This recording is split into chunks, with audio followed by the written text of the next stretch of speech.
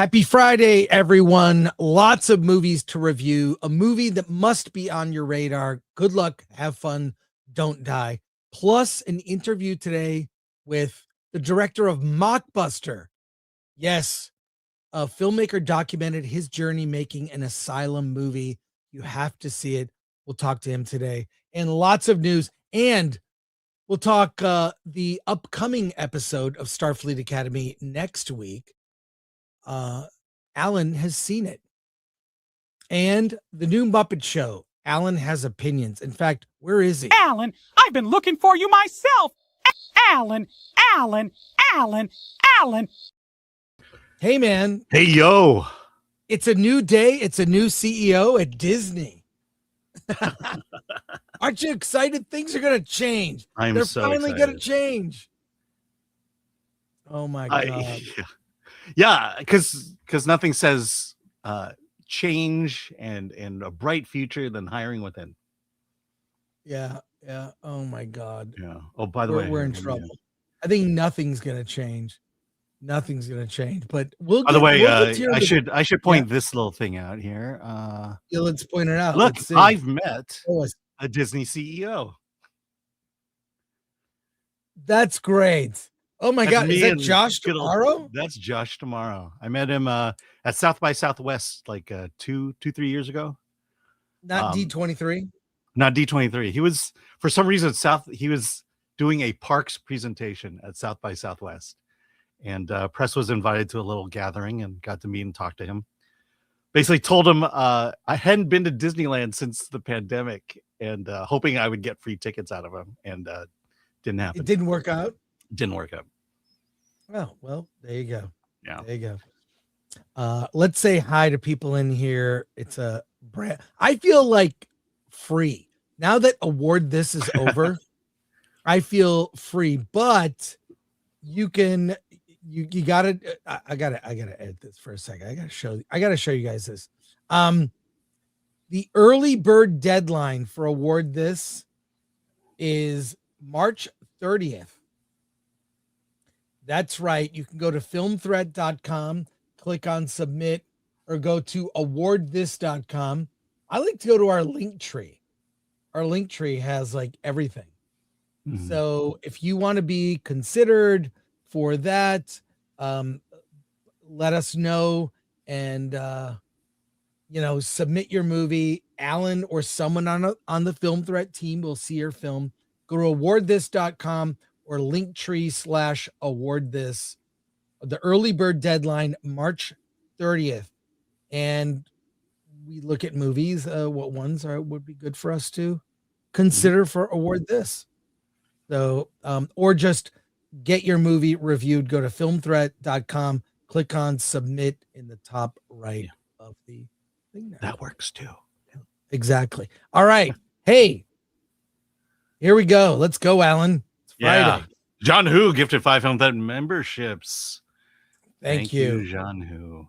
Brock Samsonite, good morning, beautiful people. Hope you're all doing well. I'm under the weather, but at least I'm at home resting.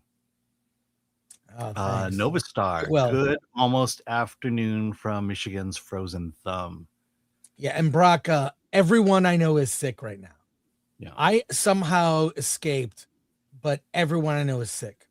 Yeah, considering what we've been doing the last few weeks. Yeah, that's pretty good. I wrote Charmin, did you mention needing more Asians? LOL. And a follow-up for 5. I watched Send Help, and I think it's the best movie of the year so far as of February 6th. LOL. But the ending gave me housemaid vibes and not in a good way. Yeah, I didn't exactly like that ending, but whatever. It's no, you'll see a much better movie next week. Yes, we'll talk about it. I think it's the best movie of the year so far. Yes. Yeah. Well, thank you, Aaron. I called it weeks ago. Suns and Shadows cast. Chris Coffee Pool, 2 cups down, 1 to go. Where's the Baileys? I'm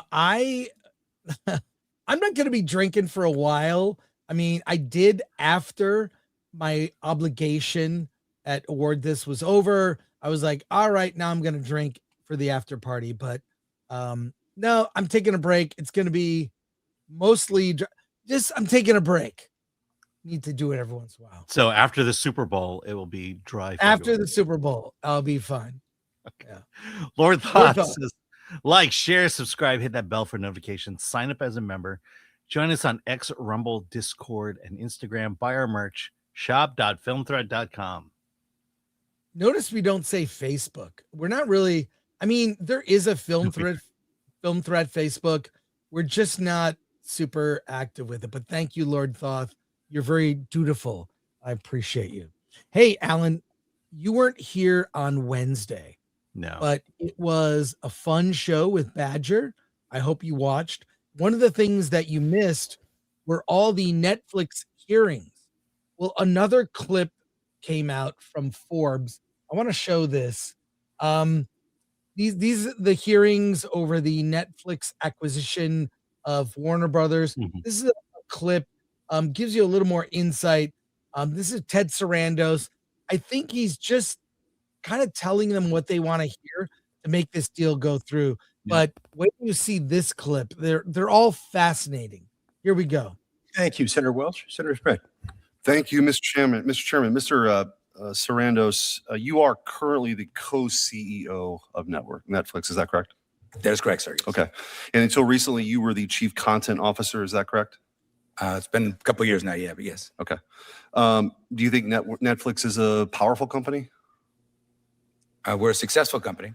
Okay. I think it's pretty powerful. That's probably why we're here today, right? To judge whether or not it becomes anti-competitive in some particular way because of the power that it wields. You just said a moment ago that Netflix does not have a political agenda. Do you think Netflix is a politically biased company? No, sir, I do not. Okay. Would it surprise you if I told you that what percentage of donations from Netflix employees and other folks affiliated with Netflix go to Republicans versus Democrats, you think? I saw a number published a while ago. It's very high Democrat. Like 99%? Could be, yeah. Yeah.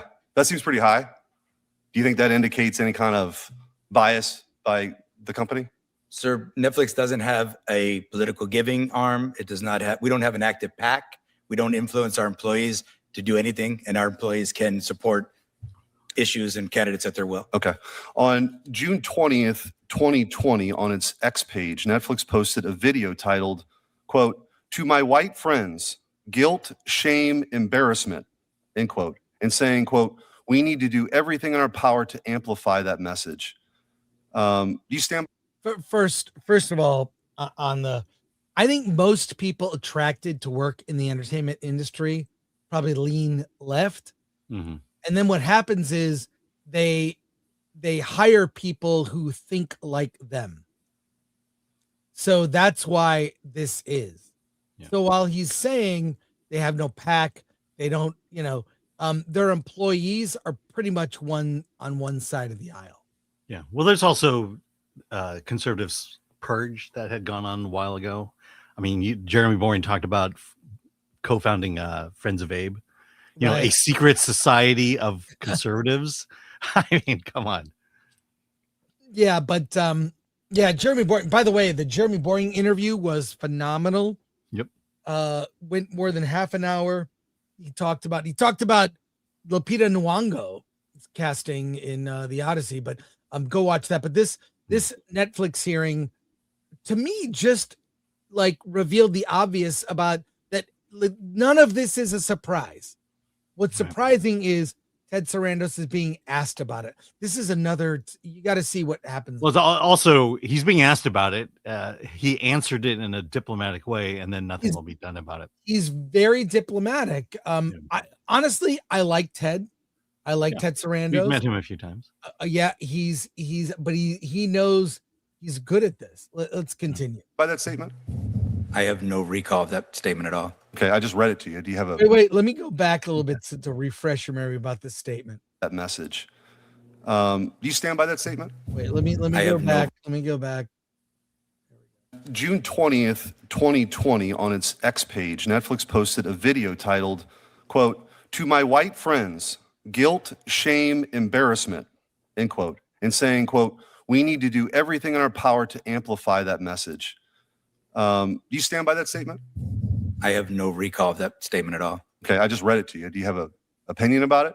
I don't have any idea what context it's in or anything. It Okay. sounds, In the, sounds wake like a of, social media. in the wake of the George Floyd riots on June 20th, Netflix posted on its page, "To my white friends, guilt, shame, embarrassment." What does that mean? I think that is an uncharacteristic post that I'm deeply regret if that got posted that way. Okay, well, it did. So he deeply regrets the BLM post. I think that corporate America went insane after. I mean, Netflix wasn't the only one. Yeah, I was gonna say, like, I remember looking at like candy brands. I don't want to call one out that's wrong, but they were posting about it, like one's a certain cola company. Yeah, like posted just everyone. It's like corporate America went crazy, and so yeah, I would almost give them a pass, but it doesn't. Yeah, let's go. Let's keep watching more. Netflix also said on May 30th, "To be silent is to be complicit." I don't. Okay, I was reading you some things that Netflix posted at the time. It just does show bias when a company that provides entertainment is posting political statements, whether it's in favor of one side of the political aisle or whether it's in favor of a particular issue. I mean, one thing about Film Threat's feed on social, whether it's Instagram or X, Film Threat is boring. We post about the movies that are written about on filmthreat.com. That's it. No political statements. We post about the movies. Now, the movies can be political. Your recent Melania review, which we'll talk about later, I thought was what you said was very funny. You'll get into it, Alan. We'll get into it. But the Film Threat feed represents Film Threat. What does Film Threat do? We cover indie films. That's it.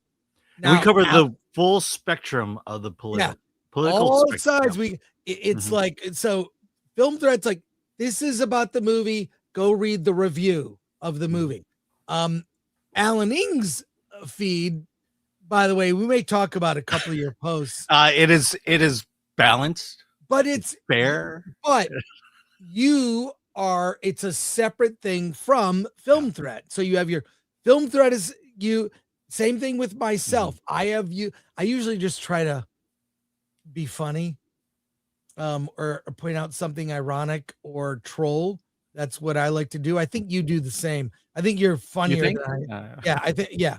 But let's watch a little bit more of this, and we'll put the link into the description for people to watch it. Yeah. So you don't stand by that statement, then? As I said, sir, we have no political agenda. Posting something like that would be quite political, but right. I would agree. Yes, I would agree. And I would say, I hope that wouldn't happen again. Okay. Netflix also said on June 10th, 2020, that to implement the BLM, the Black Lives Matter agenda, Netflix understood, quote, that our commitment to true systemic change will take time. Do you still think that takes time? Are you still actively engaged in this effort? Again, so we're not engaged in political efforts like that. Okay. Any longer? You're not. You were, but you're not now. I can't think of a period of time. Okay. I think of the time you're talking about was quite a volatile time for many companies. I think a lot of people said things they regret then. I'm just trying to figure out if they actually regret it or not. I mean, yeah, see, it's like, he's right. A lot of companies kind of went nuts, A lot of these companies donated to Black Lives Matter, and look what great things that organization did with that money. Well, that came out later that a lot of that was got trans operations. Yeah. Let's I mean, that's pretty much we can go a little bit longer here. Just I'm not going to get into your quotes on DEI, but it seems that both you and Netflix both have made a habit of promoting DEI and wokeness. I'll just give a few examples. Netflix content is synonymous for the modern phenomenon of race swapping, both historical and real and fictional characters. Here we go. Just a few examples. Netflix made Black Vikings. Netflix changed Cleopatra from Macedonian to Black. Achilles changed from Greek to Black. Netflix overtly sexualizes children in its Cuties film related to preteen girls.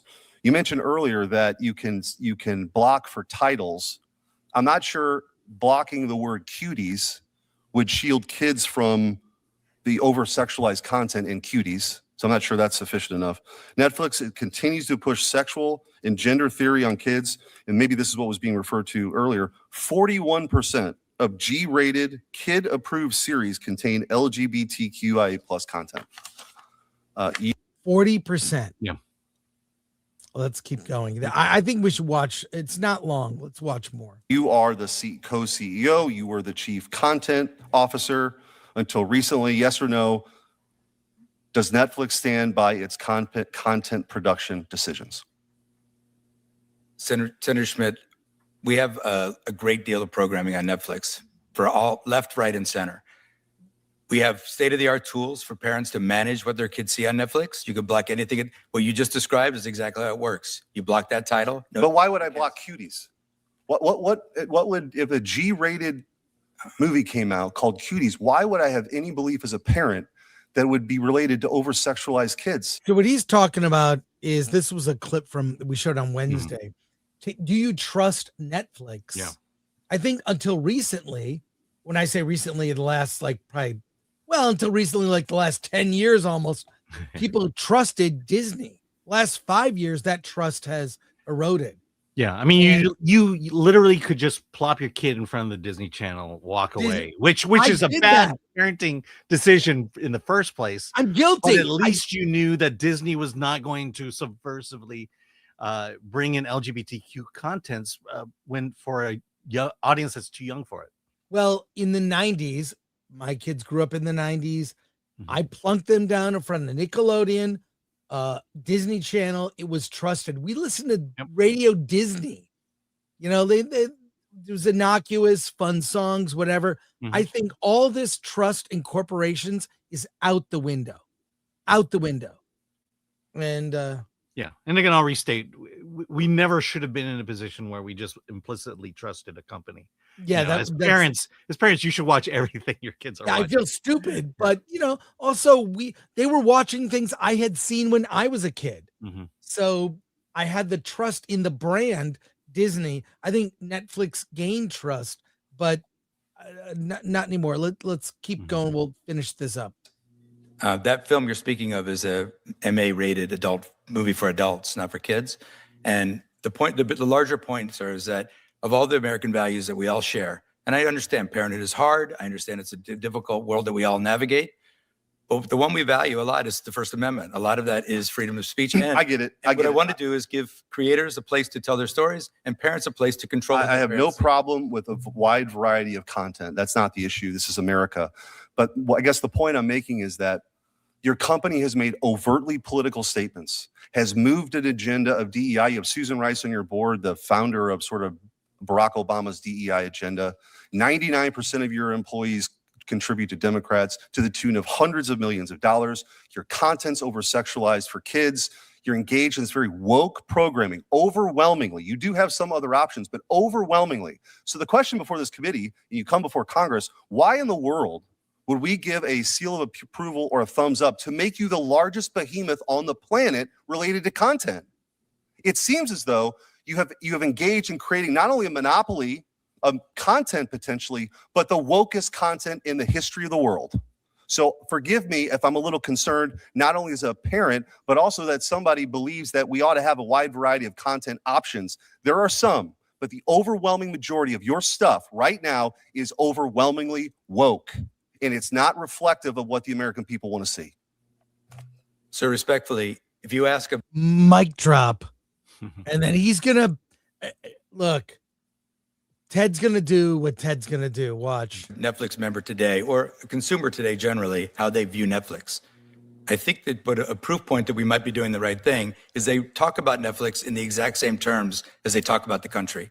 About 40% conservative, about 40% liberal, and about 20% don't know. You can look for and you can search for a character, an image. But that's not what it is. Those are not the statistics I gave you. I don't know what those statistics are. 40% of your content for G-rated stuff has LGBTQIA themes. So I respectfully don't know how they We're would happy to deliver follow up, it. and I'd love to get a response. I'd love to engage with your staff and figure out how I'd they love to continue the get to that conversation. All right. Nothing will happen. But let me just say, this is why I believe start a gay children's brand. Give consumers the choice and let it succeed or fail based on the number of people who actually watch it. Here's the thing. I believe it's a very, very infinitesimal size market. And the reason I know this, I've been going to Sundance for years.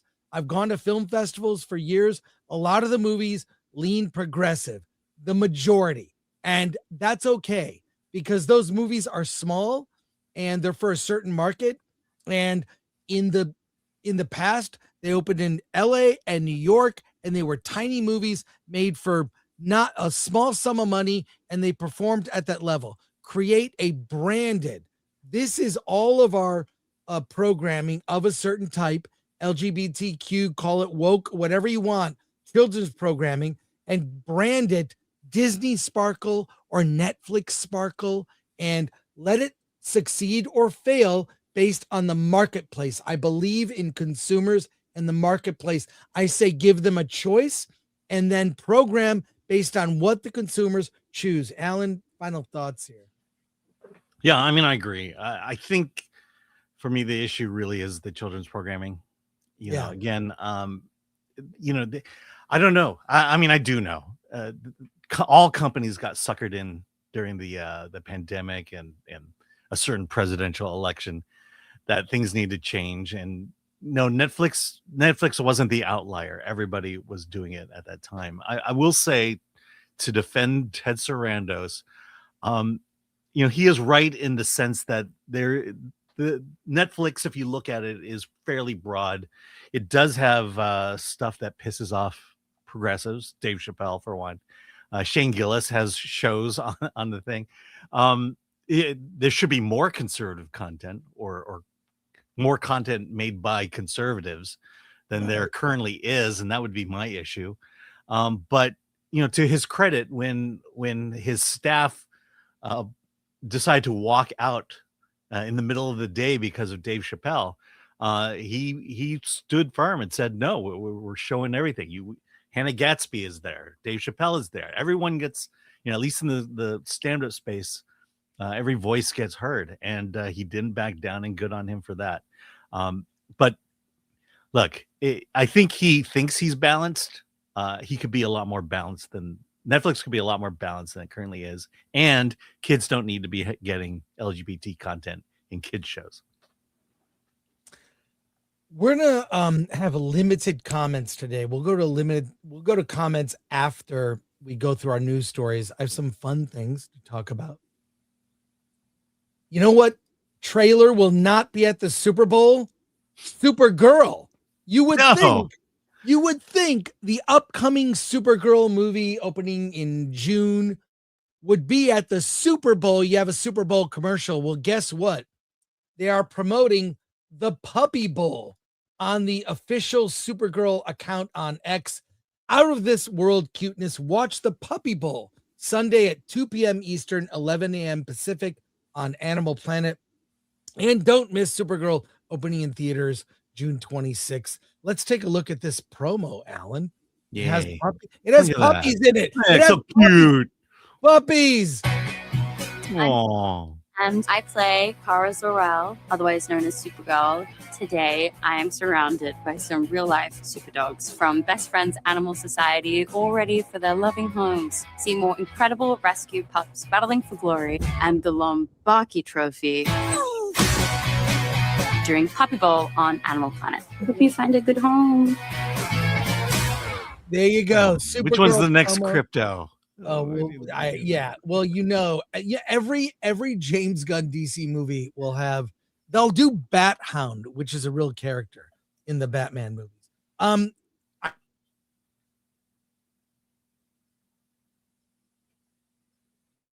me see. Am I frozen or is Chris frozen? What happened? I don't know what happened there. Are you frozen or is it me? That's okay. Okay. No, I think we're back. Okay. Something happened. Okay. Weird StreamYard stuff. Sorry about that. I, for one, probably am not going to watch Bad Bunny. I will watch the Super Bowl for the commercials. I have no dog in this fight, at all. But I might just watch that Puppy Bowl like during halftime. So there you go. Yeah, I've only the last Super Bowl halftime show I remember seeing, I believe it was Janet Jackson and Justin Timberlake. Yeah, you know what's so funny? I didn't watch it.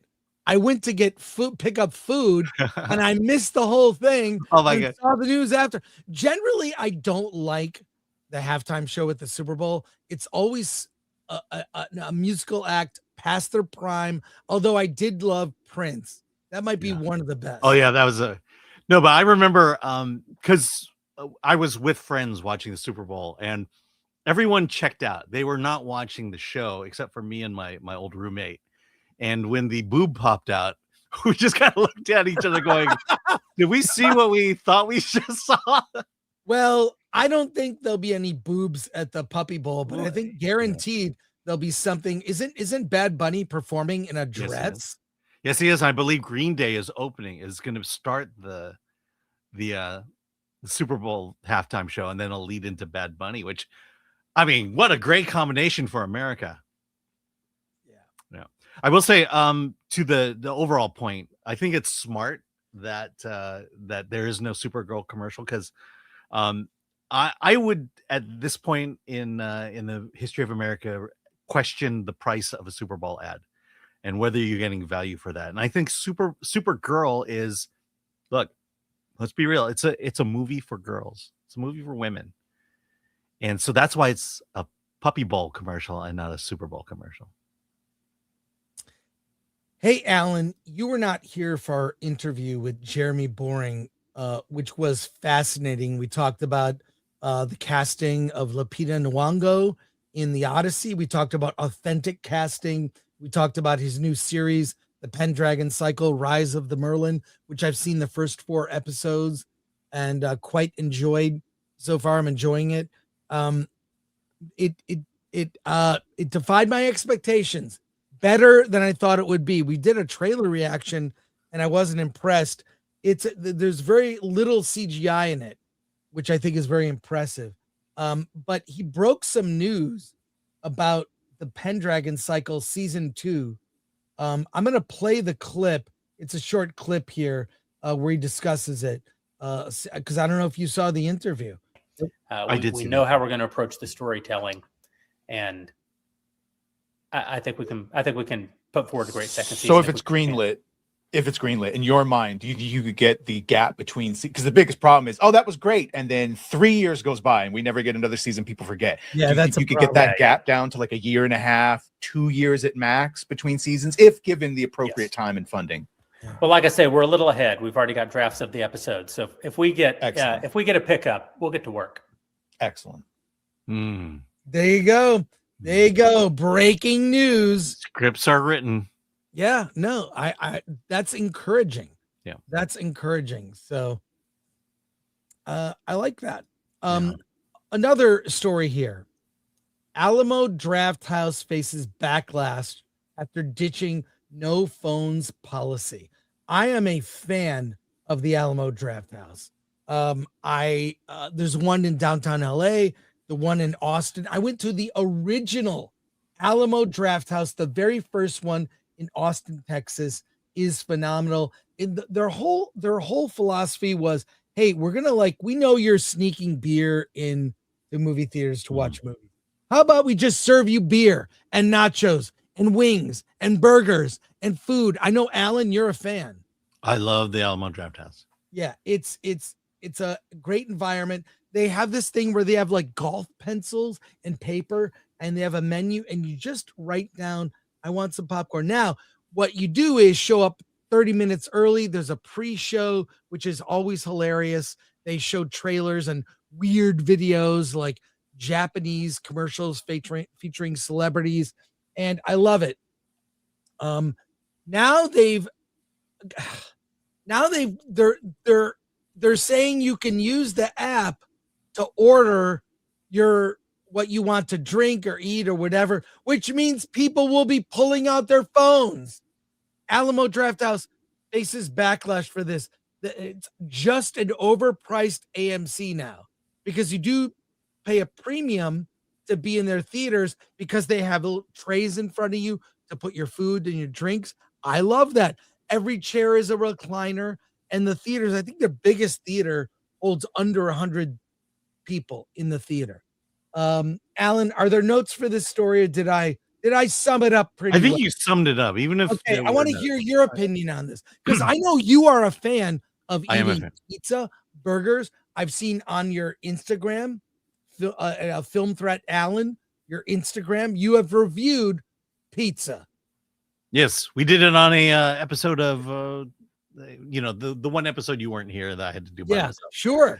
Yeah. Well, what is your opinion? My opinion, do I'm not as like bothered. I'm not as bothered by this as people are. The other chains are doing this already. Regal, I can now order my food off the app at Regal. Same thing with AMC. Here's the thing. The reason for the no phone policy is so that people are not on their phones throughout the movie. That they don't have it up, they're not doing their texting and all that stuff. If they're ordering food, a meal, I'm okay with it because I would rather you pull out your phone and order your meal than have a freaking conversation with the server while the movie is going on, which is more bothersome than this. The other thing is, people also whip out their phones to record the movie that's being done. The reasons why there's a no phone policy, I believe for me personally, I can make an exception for ordering food, but not for the other stuff. Well, I don't know. Can you use the app to pre-order food, or you can use the app only during the 30-minute?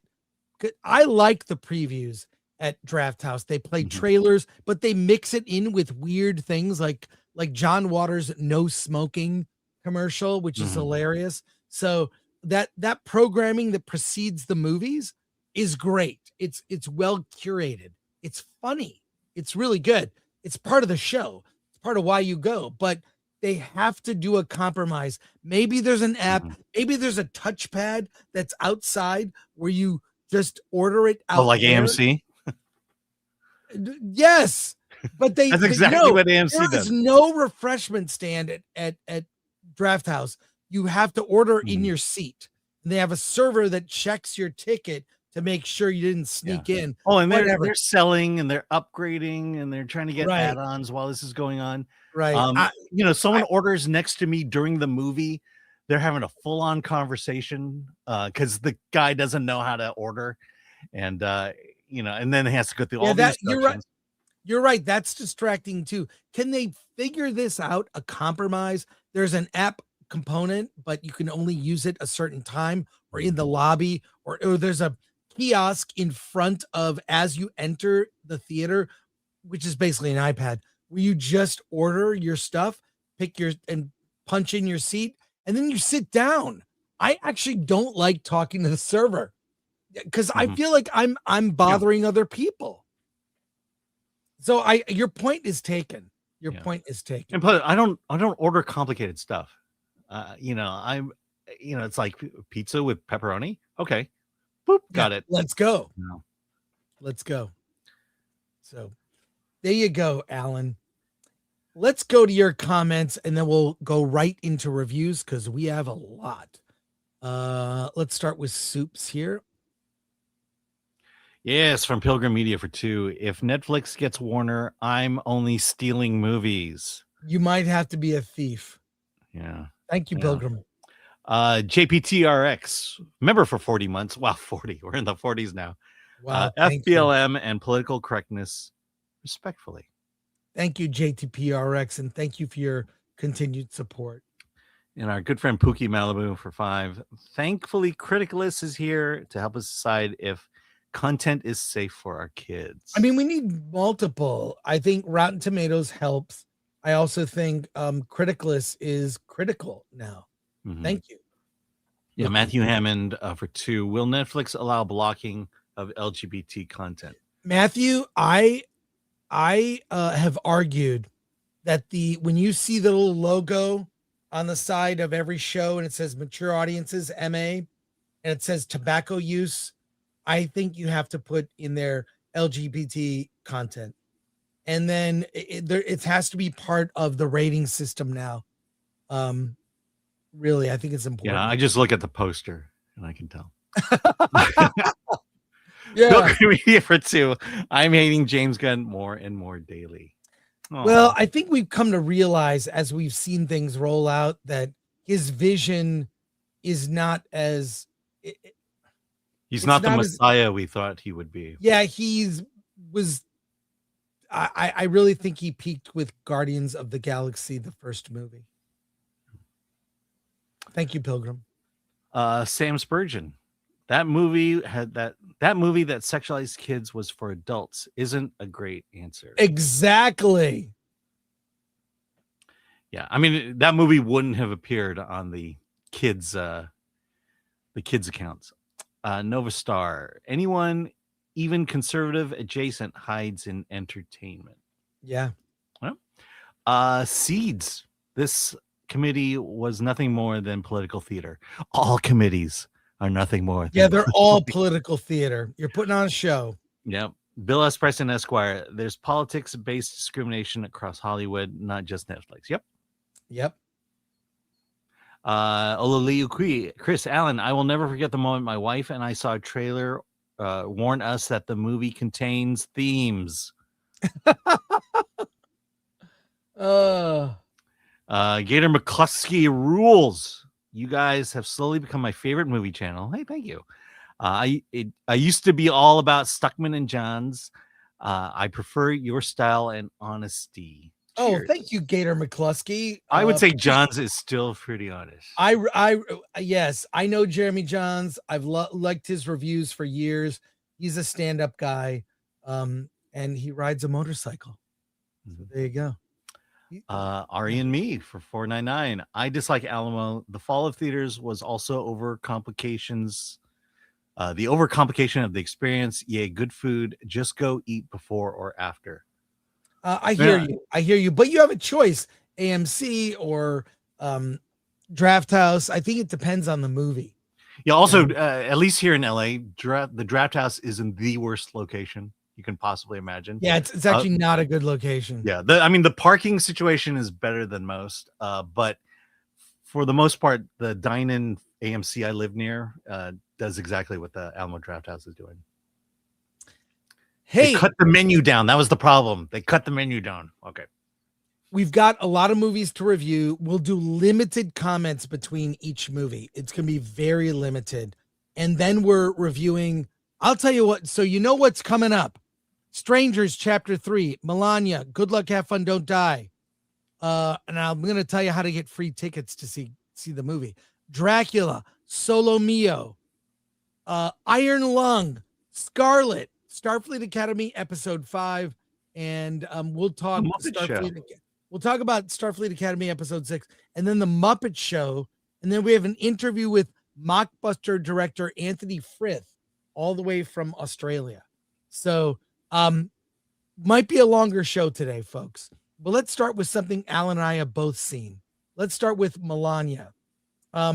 This movie, and let me set the table for our review of Melania. This movie is getting hammered on Rotten Tomatoes by the traditional critics, mainstream critics, at it's like a 5% or 1%. Very negative by the critics. No surprise, because Melania is our first lady, married to, of course, President Trump. And the mainstream media hates Trump. Now, on the opposite end, user reviews are very high. People that are going to seeing the movie are enjoying it. And I saw it in a theater. I purchased a ticket, and I'll say that the people in the theater I was at cheered, and they loved it. And it's 80 plus, 84, 85%, very positive reviews. I'm a 90s liberal trapped in the present, which means people think I'm very far extreme in my opinions for being a basically 90s liberal views. neither is the truth. Not the far negative, not the far positive. The movie is directed by Brett Ratner, and it follows Melania Trump in her planning of her involvement in the planning of the inauguration on January 20th. January 20th. Big event. And that alone, it's like a fly on the wall view, which is what I thought we would get. As it turns out, Brett Ratner overproduced this movie. I mean, the opening scene is her getting in a limo, driving to a location where she's doing a fitting for what she's going to wear. And there are crane shots. It's so planned. It seems like all the dialogue, especially in the scene where she's talking about her hat and the size of the brim and the cloth that goes around. She wore this hat. She looked like Carmen Sandiego or a mafia wife involved in the offing of her husband's enemies. It's in such detail. And honestly, I really grew to like her in it. I felt too much of the movie is scripted. It's too overproduced. I like the idea. First of all, by the way, also, I'm a patriot. I love this country. Okay. I have watched all the inaugurations, whether the person I voted for won or whether they lost. I watched the inauguration. It's history. I've watched presidential debates since I was a kid. So I'm a fan. I'm a fan. And I want to see what's going. Well, there are some really surprising moments. Her interactions with her husband. We actually see when they get back from they've been up for 22 hours. So the first half of the movie is really about Melania's planning. That's kind of slow. The second half is the actual inauguration. 22 hours straight. Donald and Melania. It's Chris Frozen, right? We'll have to clip this. We'll have to clip this. Please clip this when you post the review. So Melania and Donald have been up for 22 hours. They come back to their quarters. There's a refrigerator with all kinds. I like getting those inside view. But for me, and there were some other moments, you saw like Biden and Kamala come in and they look like puppies who did something wrong and they're in trouble. They literally look like a puppy that sat on the floor and is going to be in trouble. They know they're in trouble. So there's some funny moments there, but it's really not, I don't think it's really real. It's too overproduced for me, which is disappointing. So I give it a 5 or maybe a 6. But I like this document of history. But Brett Ratner really overreached and tried to make things look. I mean, are they shooting a movie or a documentary? And by a movie, I mean like everything is slick. Everyone has makeup on. It's too scripted for me. So 5 or 6. If you're a fan of history and following everything big in politics, but this is no more or less produced. I'll end on this. It's no more or less propaganda than a documentary about civil rights or drag queens or whatever. Those are very political and propaganda in their own right, as is this. So the critiques are, you can't just critique this movie. Most documentaries made now, they're all documentaries are propaganda in this stage. There are very few documentaries made where a filmmaker says, I'm going to see where it leads me and find the truth. No, they're all funded by organizations in favor of whatever the cause is that the documentary is about. So today, in our present awful media, nearly 99% of docs are propaganda. So this critique of this movie being propaganda falls flat for me because everything is. So like I said, for me, the truth is in the middle. It's a 5 or a 6, but it is in the end, in that second half, you get to the inauguration, best part of the film. Alan, what did you think? Yeah, first read my review on Film Threat. I think there was just this idea in me that was I could like or dislike this movie. I'm still gonna get heat for having reviewed it, and so I just leaned into it. Just trying to get into what it is. Look, overproduced. I have a very girly girl wife, and I have seen many seasons of America's Top Model, and then what's the Heidi Klum one? I can't remember the name of the Heidi Klum one, but this movie is exactly like that. So overproduced? No, I've seen this all before. This is like the fact that they're going over the minute detail of her dress, the hat, is something I've seen on Bravo way too many times. Look, I'm seeing your quote. The film is for chicks. Yeah, this film is for chicks. 7 out of 10. We'll put the link. We'll put the link to this review in the description. Yeah, Project Runway. But yeah. Look, to me, the most interesting thing about it is getting to know what happens during an inauguration.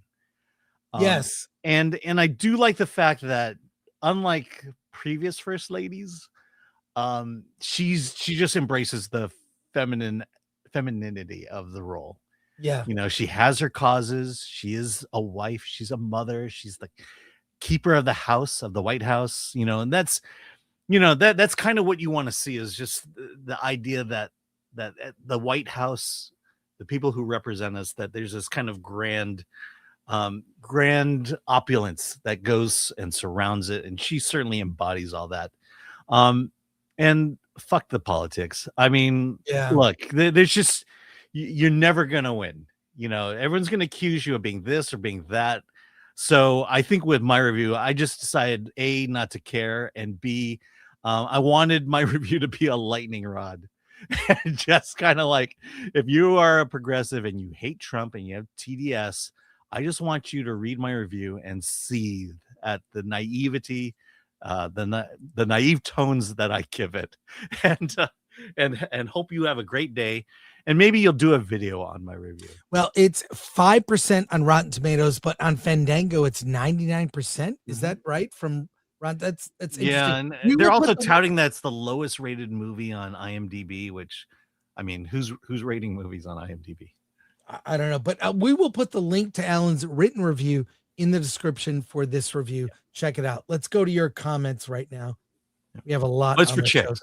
It's for chicks. Yeah. There you go. All right, Davina Duckworth, is the Melania biopic objective or propaganda? I mean, what causes is she pushing, other than the fact that she loves her husband and wants him to be a great president? It's no more or less propaganda than other docs, but there are moments where you really get to see what she cares about. Ultimately, I ended up really liking her in it, and I'll answer this. Alan. You got that. Is there any nudity? No, and I think it would have scored higher had there been. One of the lines I have in there is just as immigrants built America, immigrants built her dress. Olo Liiqui, as someone who does not care about Melania, would I find the documentary even vaguely interesting? It's for chicks. It's for chicks, but the second half really gets into the inauguration, how it's a show, and that's the best part of the film is the last half. So if you care, check it out, but it's not the disaster everyone has been calling it. So, hey, let's review a movie that you haven't seen. The Strangers Chapter 3. Yes, the final conclusion of The Strangers, which is this was directed, actually the last two films were directed by Rennie Harlan. The Strangers it's a slasher film. Several days in the life of a woman who's being stalked by masked killers, a masked man and two masked women in these creepy masks. I have seen The Strangers Chapter 1 and 2. Strangers Chapter 1 was a decent setup. A girl going to an Airbnb with her boyfriend. He gets killed. She ends up in the hospital. In Chapter 2, the strangers return, chase her out of the hospital. She's on the run. Weird things are afoot in this town. In Strangers Chapter 3, our lead Maya. Her sister comes to town. Maya, played by Madeline Petch.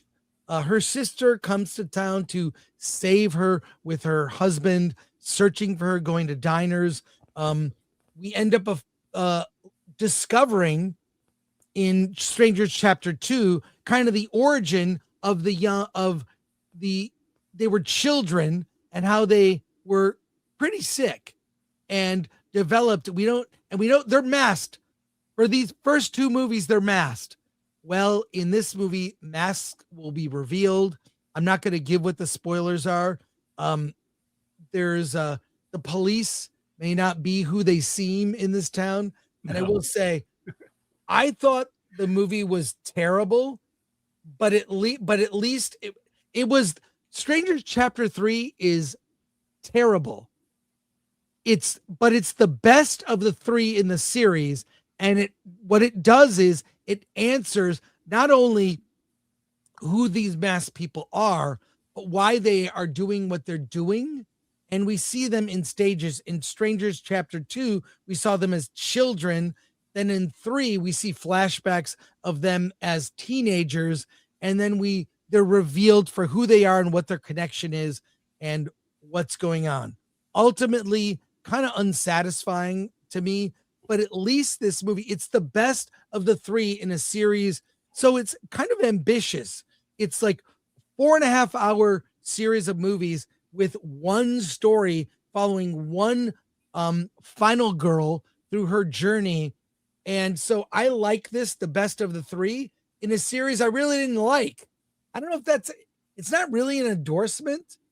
It's like if you saw chapters 1 and 2, like a friend of mine said as we were going into the movie, let's get this over with.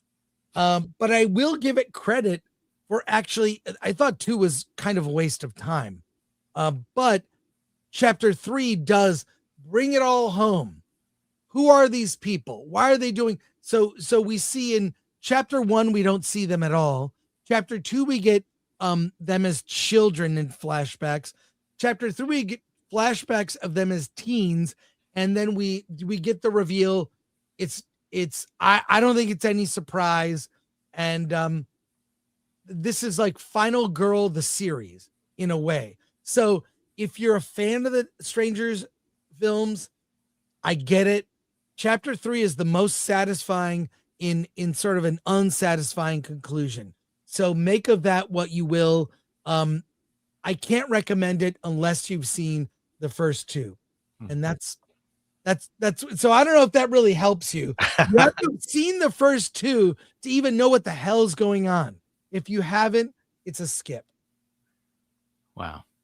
Let's go to comments. But you have to admire the fact that the company, whoever produced this, budgeted correctly and actually made money on the first 2 movies to get to the finish line. I give it credit because this isn't a big budget, and a storyline that covers one quote final girl through 3 films never been done, I don't think, unless you talk the Halloween series. Well, that's just sort of beat it to death. But this is one story that's 3 movies that takes place over less than a week, like about a week.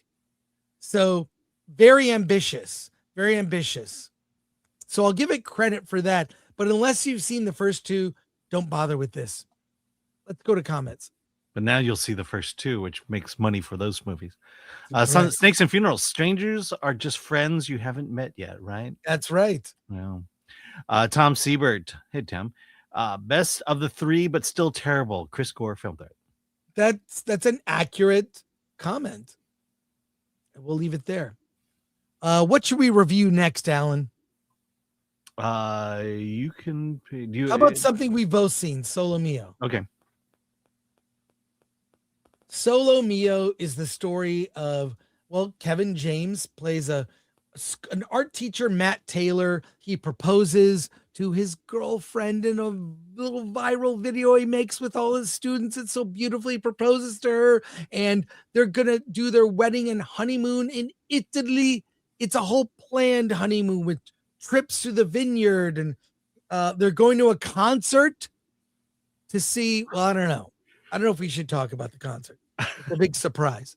It's not a surprise. They spoil it in the beginning of the movie. Well, that's true. Ed Sheeran. They're going to an Ed Sheeran concert. He's got great tickets. He's got this whole planned honeymoon over weeks in Italy. It's so beautiful. Restaurant reservations, all kinds of trips. He's going to his wedding and he stood up on the altar. That's right, Matt. He stood up on the altar. It's devastating. His bride-to-be leaves a note, which horrifies him. But he can't get a refund on the honeymoon, so decides to go solo mio. Only me. I guess, is that what it means? Only me? No, there's a whole conversation about that. But anyways, he's alone. He's a Han Solo on his vacation. He meets two other recently married couples on the same honeymoon tour, so he's hanging out with them. They try to help him. They go clubbing. He meets a girl, doesn't go well. He's not interested. He was recently rejected, but then he meets a Gia, played by Nicole Grimaldo, at the local coffee shop. She is a lovely woman who's also she's had bad luck in love. They form a friendship. Where might it go? Who knows? It's a romantic comedy. Now, we've seen this story time and time again. It's not particularly original. Kevin James I think he's really fun in this. This is an old school romantic comedy that is a lot of those like a woman scorned that goes on a trip to Europe. This is different. It's a man scorned goes on a trip to Europe. And honestly, it's short. It's an hour, 37 minutes. You know what? I'm like, well, this is a movie you would have seen back in the day, romantic comedy. It's fun. I liked Italy. It was like great seeing the sights in Italy, seeing the countryside, the culture. So I don't know. I just kind of was like, oh, this was a comfort food romantic comedy. I had a great time with it. Alan, what'd you think? Yeah, I agree with you. I think these movies work when the two protagonists have great chemistry, and that by the end you really want them to get together. Yeah. And that's just set up here beautifully. I mean, it's so hard to do. But Matt and Gia, right from the moment they meet, it's like, well, obviously they're going to hook up at some point. But B, it's like you really want, they hold it off to the end. And that's look, structurally speaking, as a romance, it follows the pattern perfectly. Not much variation. It's just setting and location. It's in Rome and they have a language difference. But again, if you buy into the chemistry between your two leads, you're going to have a great time. And that's exactly what happens here. And yes, Ed Sheeran is in it. Well, and also it's Kevin James actually co-wrote the script, is a producer. It's being released through Angel Studios. Yeah.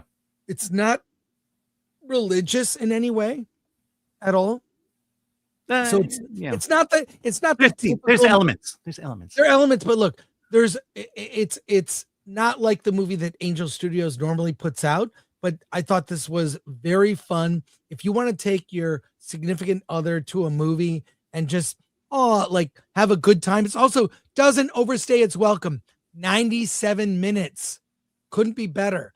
Yeah. So I'll say this about Angel Studios. There's a lot of confusion in the chat about Angel Studios. So Angel Studios, essentially there are two arms. There's the production arm and there's the distribution and marketing arm. Angel Studios did not produce Solo Mio, but they are the distributor and marketing team of the movie. Yeah, and they've done it for many movies. Cardinio is another one that did the same thing. They just find a really good movie and decide, hey, why don't we just promote and distribute it ourselves? Well, I guarantee you see this film with your significant other, you will have a good time.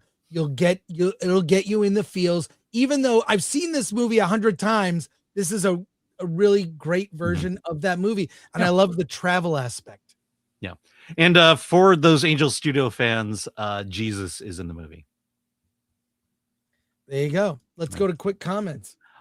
Destiny Captain for $4.99. Chris, you must play Starfleet Dreams new video. I've Starfleet seen. Academy I saw Park- the teaser for it.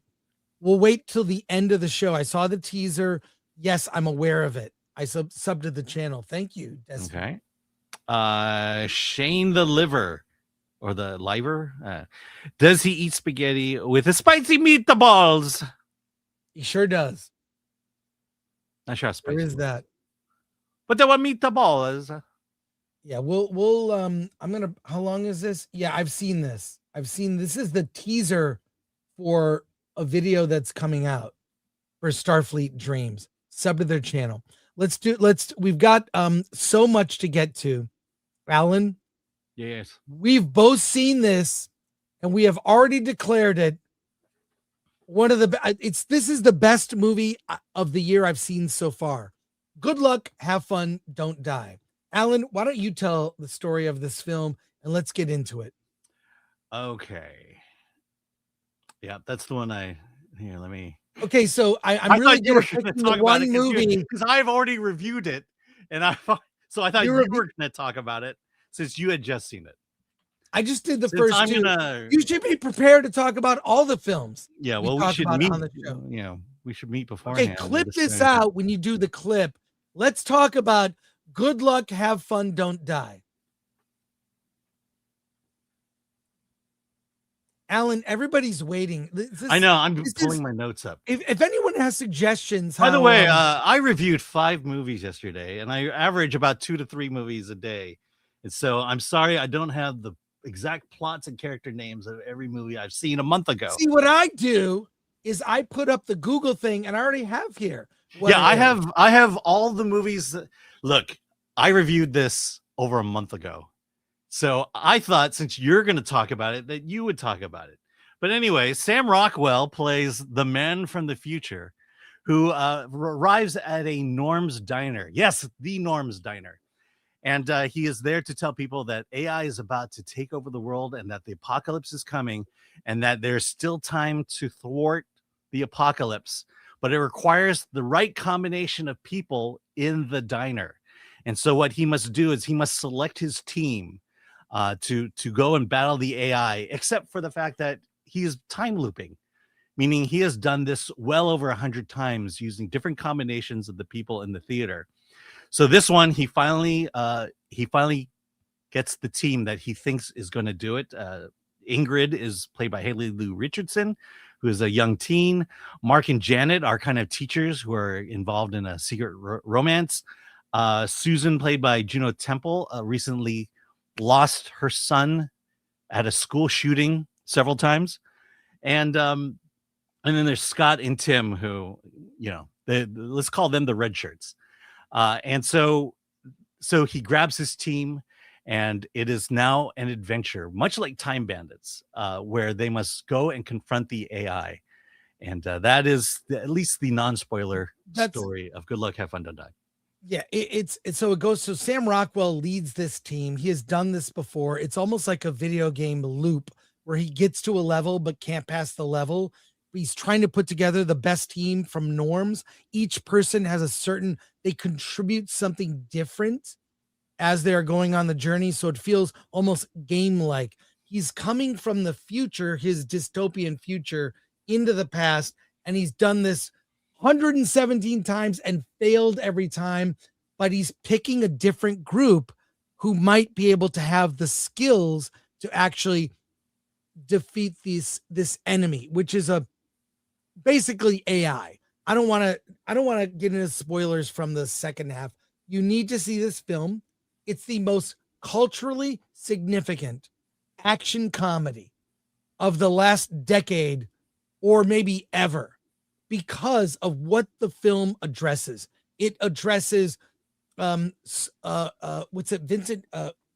Michael Pena plays a character who's a teacher at a school where his students are always on his phone, always on their phones, and he cannot control his classroom. He's actually in fear of his students. It deals with many of the issues that we're dealing with today of social media and AI in a way that is funny, not preachy. It's real, which is why it's funny.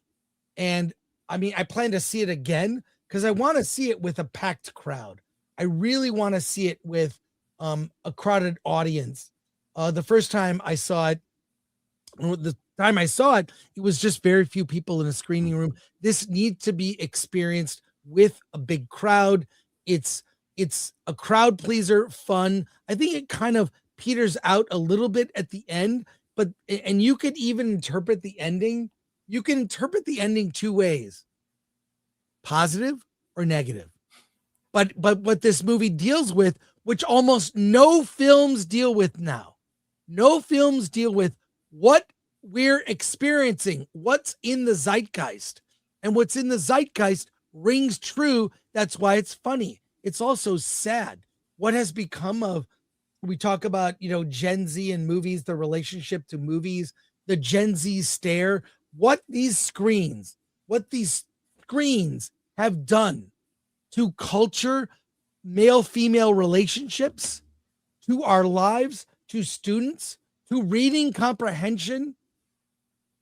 They're going to do a study and find out that habitual use of this is worse than cigarettes. And it has damaged relationships, not just between the genders, and it's affected dating. It's affected learning with students. It's affected our politics.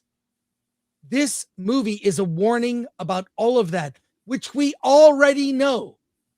But whatever messages are in it are done with comedy, not preachy. I loved it. It's on my top 10 of the year. It is very early. Look, it's the first week of February.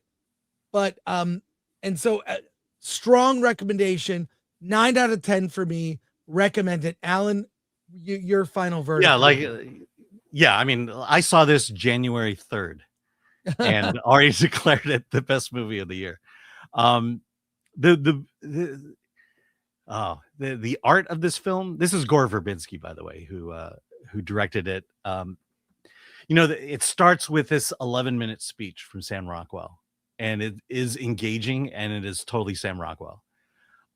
Throughout the film, certain aspects of AI and the screens, as you mentioned, aspects of that are discussed and challenged throughout the movie. For example, people using VR glasses and how and where that is leading people. The fact that we are so hypnotized, literally, to our screens.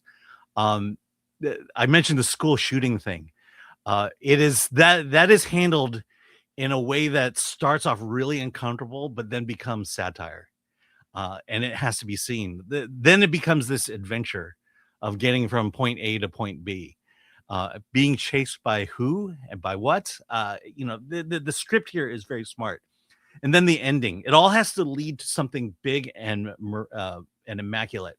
And it does. And it handles it perfectly. This is one of the best written sci-fi movies I've seen in a very long time. And for that, it says a lot. It has fun along the way. It has great performances. I can't imagine Endgame being better than this movie. Well, guess what? Because you watched this review and because you heard both of us praise it, I'm going to give you tell you how to get free tickets. This is unbelievable. They made an announcement on the official social media.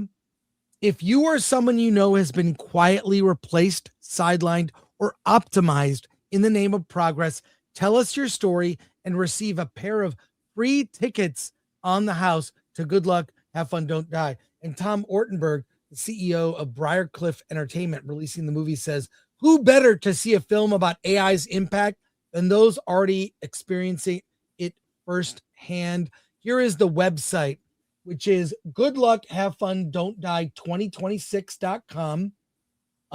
Get tickets, which will take you to Fever Up, where you will get free tickets. We will put the link to both of these in the description of this review. Go get your free tickets. You have no excuse to not see this movie. Sneak in your snacks if you have to, but you can see it for free. This movie is something. Hollywood used to make films about what was in the zeitgeist. What are we all experiencing and can relate to? And everyone, and also, by the way, I love Norm's. It's mostly known as a Waffle House, a breakfast place. So get your free tickets and go see the film. Best film I've seen this year. It's early in the year, but it's going to be, it's on my top 10 for 2026. Definitely. We'll see where it fares by the end of the year. By the way, Norm's is one of the more affordable diners you can go to. Yeah, better than Denny's. Better than Denny's, better than McDonald's, definitely. Let's go to these comments. Tim is not funny. I thought Good Luck was smart and fun, but I suspect it's a little too silly and campy to connect with mass audience. But maybe the people who loved everything everywhere all at once will love it. You're not wrong. You're not wrong. You're not wrong, but look, it gets really goofy by the end and a lot of fun. Yeah. Let's see. We've got other. Dude, do you see how much we have to review? I know, but one comment. No, we don't have time. Lori's doing her job and she's following instructions. I would think 2 would be. We've got you saw a film called Scarlet. Yes. Can you tell me about it, Alan? It's an anime. Tell me all about it. Yeah, Scarlet is actually an anime. It's out in theaters. Okay, so what the fine people at Sony wanted me to let you know is that it is in IMAX this weekend or this week. The dubbed version, sub version, and then next week it'll be out in all formats, both subbed and dubbed. It's your choice. But the movie stars a princess, Scarlet, who it opens up. She is in the other world. Basically, it's purgatory as she has just died in the real world. And then we quickly flash back. As a child, she saw her uncle. Her father was the king. Her uncle publicly executed him, and as a result, she becomes vengeful and decides that she's going to train and train and train, and ultimately kill her uncle. She's just waiting for the right moment and the right time to do it. And so, by the time she turns into a teenager, that time has come. She has the perfect opportunity, only to realize that her uncle had poisoned her earlier that day. And before she can kill him, she dies. And so now this movie takes place, most of the movie takes place in the other world, which is purgatory, where it's interesting. The idea of this other world is that time doesn't exist. And so the people who are in the other world, who arrive at the other world, are people from all time periods of human history. So you have cavemen, you have people in the future, you have, in her case, she is kind of the Victorian time. But she is partnered up with a medic who died in our modern time, and the two of them go on an adventure. Basically, because it's timeless, her uncle and the people who murdered her father are there, and so she has taken upon herself to kill the people who killed her father, and then to exact revenge on her uncle, and in doing so, find the place called the Infinite Land, which is basically heaven. And so that's kind of the plot. That's the goal that everyone's going for. And she and the last thing is, in this other world, if you die in the other world, you vanish off into nothingness. And so there's almost 2 deaths that occur, one that sends you to the other world, and then the other that sends you to this void. And that's this movie. Look, this movie is, I'm starting to understand why people like anime. There's a theme in this movie that is revealed in the middle of the movie. And my issue with this movie is that once the theme is revealed, I'm kind of already at the end. I know how this movie is going to end. And lo and behold, it worked out exactly the same way. This huge revelation that occurs at the end of all anime movies. Yeah, I nailed it. And I think you will too. I think the reason to see this movie, though, is it is beautiful. This movie is a gorgeous movie. Okay. The filmmaker, the landscapes. Oh, I'm sorry. What? Oh, I'm sorry. Is it me or okay? So the landscapes in this movie are photorealistic. I think or better yet, this movie blends hand-drawn or computer hand-drawn animation so beautifully with the photorealistic world that it's there. This is a gorgeous movie. The action, I mean, look, this movie puts anything Disney has done in the last 10 years to shame in terms of the animation itself. I think it's the reason why you watch anime, because it's a different style of storytelling, of visuals. And this certainly has ramped things up in terms of how it uses computers and hand-drawn. So a recommendation, but the 2-hour runtime is long. Yeah, it released last year for Oscar consideration, Mhm. and then they're re-releasing it now in IMAX. So just Did you ever wind up seeing it or no? I did not. Okay. So there you go. Let's go to comments. Blue Waves over Fuji. Yeah, anime often has complex and convoluted plots, but somehow pulls it off. Yeah. Yeah, there you go. I don't know that this one necessarily did, but I still had a good time. Hey, Alan, Luc Besson is one of my favorite filmmakers, and he's made some of your favorite films, whether you know it or not. He made The Fifth Element. Mhm. He made Lucy. He made Leon the Professional with Natalie Portman. It's the first time I remember seeing her. He also made Lucy with Scarlett Johansson. Look, I think his best films are behind him, but who knows? I'm optimistic. I reviewed his film Dogman, which came out in 2023. Did not love that film, but Dracula is his new movie, and Dracula with a visionary like Luc Besson behind him is very interesting. So I saw this. It was the mystery movie on Monday at AMC.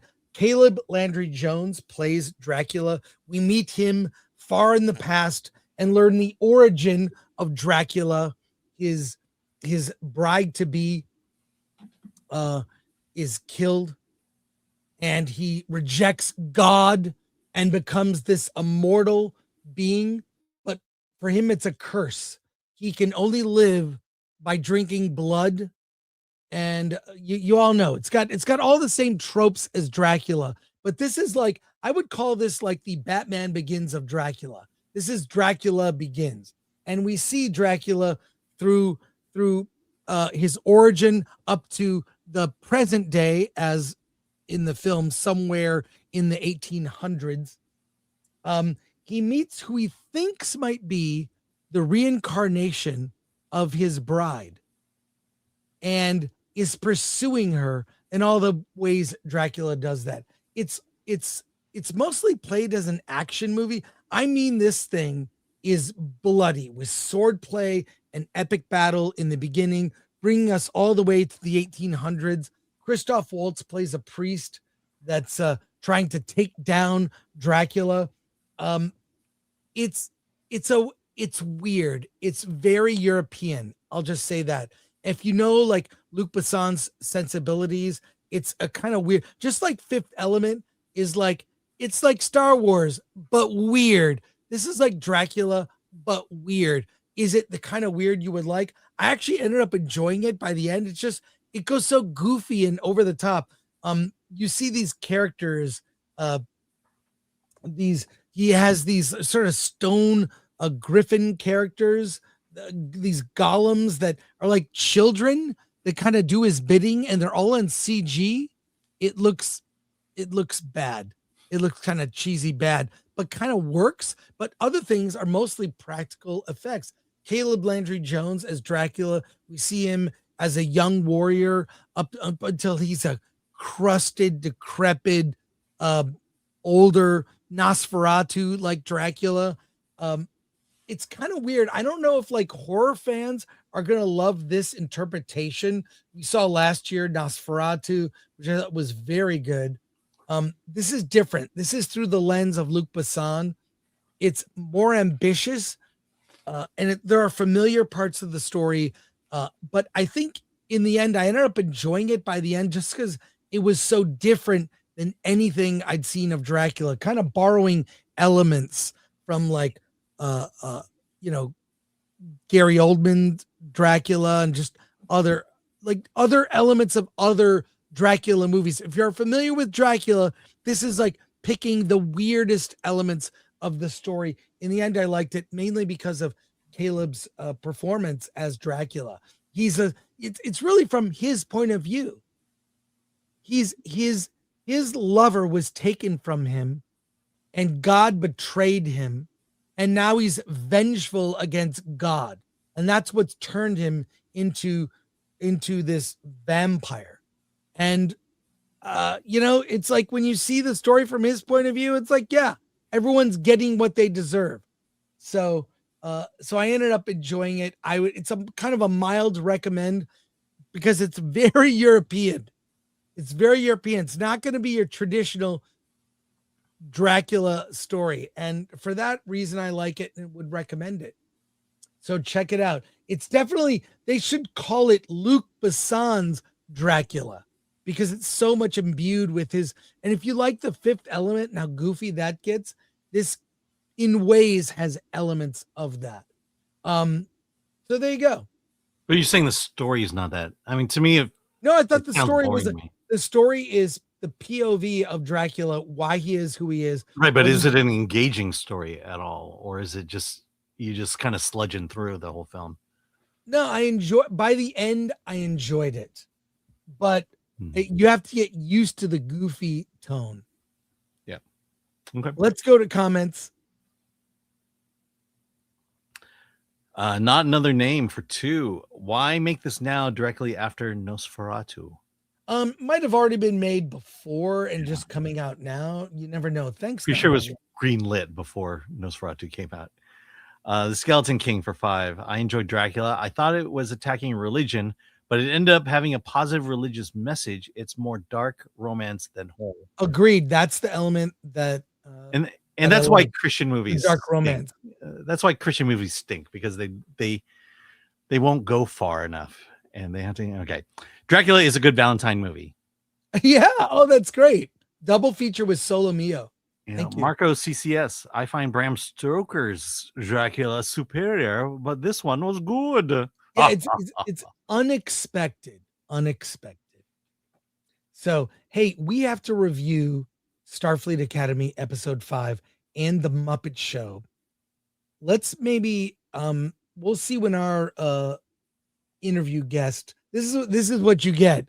And I don't know, are we cutting out and freezing Lori? Nod. I think it's you. Is it me? Good. It's good that it's me. I'd rather it be me than the whole thing. Yeah. But why don't we review the Muppet? I want to hear about the Muppet Show, Alan. Yeah, the Muppet Show. Yeah, let's talk about the Muppet Show. It's on Disney Plus now. You can watch it.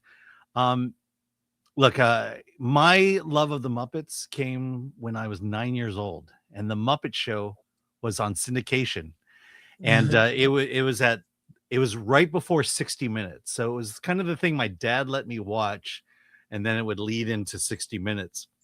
And look, of my memories of being 9 years old, the TV shows I've watched, the Muppet Show is the only one I have crystal clear memories of. And, this made me the Muppet fan. I loved the Muppet movie. I thought it was great to see Kermit on a bike. I was full in as a child. And then there are other iterations of the Muppet Show that came after the death of Jim Henson. The first one was on ABC, where they got a catfish to play Kermit, basically. And then you had the Office-style Muppet one that was awful. So, obviously when news came of this show, there is skepticism. One is because Seth Rogen is behind it. And here's what I feel like happened.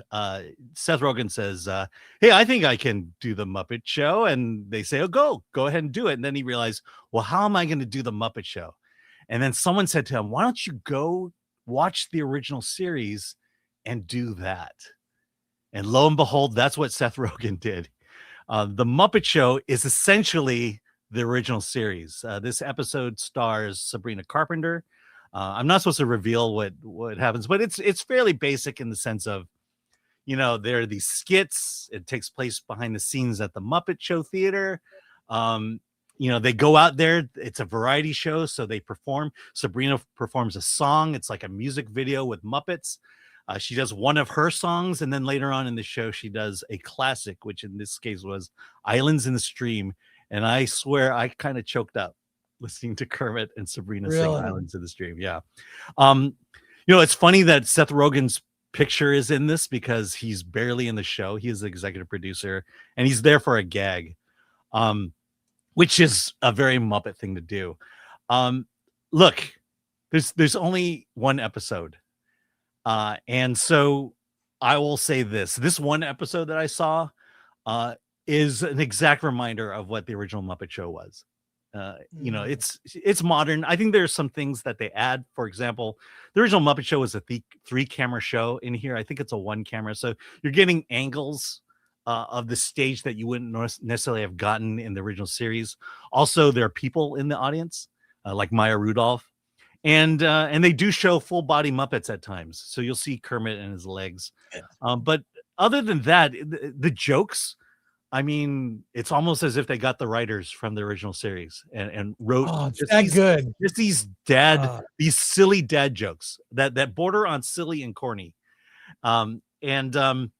Look, if there are more coming, no, there wasn't any Pigs in Space or Muppet Labs, but I would hope that that's something that's coming down the line. And then I think, I'll just say the ending was satisfying in the sense of, this is the Muppet Show. And so highly recommend this one episode of the Muppet Show.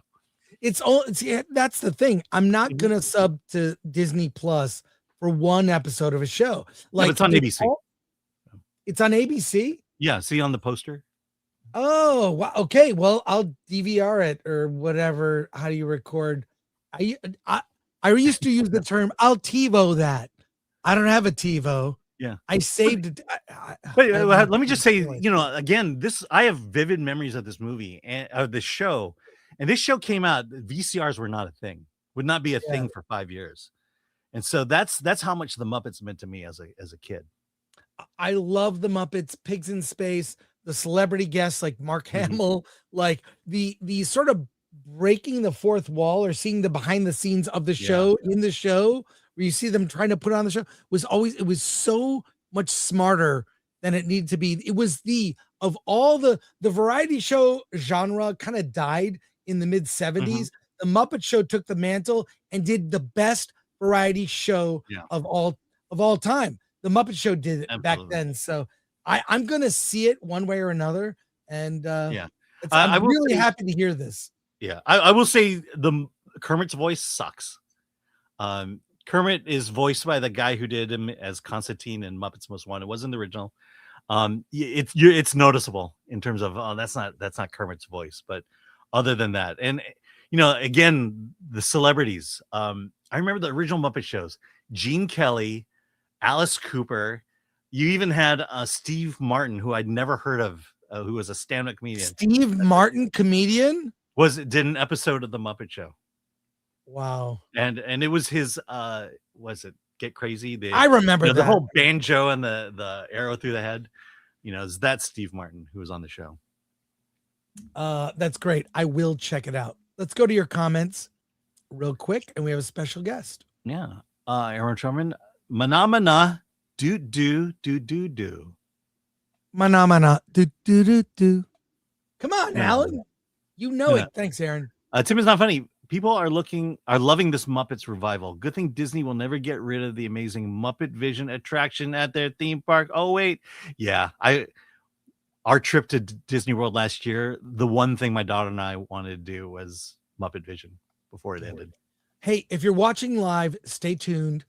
I have a review of Iron Lung coming up. Alan and I will talk Starfleet Academy, the recent episode, and we'll talk the upcoming episode, which Alan has seen. Mm-hmm. But I am really excited now to talk to the filmmaker behind the movie Mockbuster. Yes, not only did he make this documentary, he made a movie within the movie. It's a very meta film. Let's talk to him right now. Anthony Frith.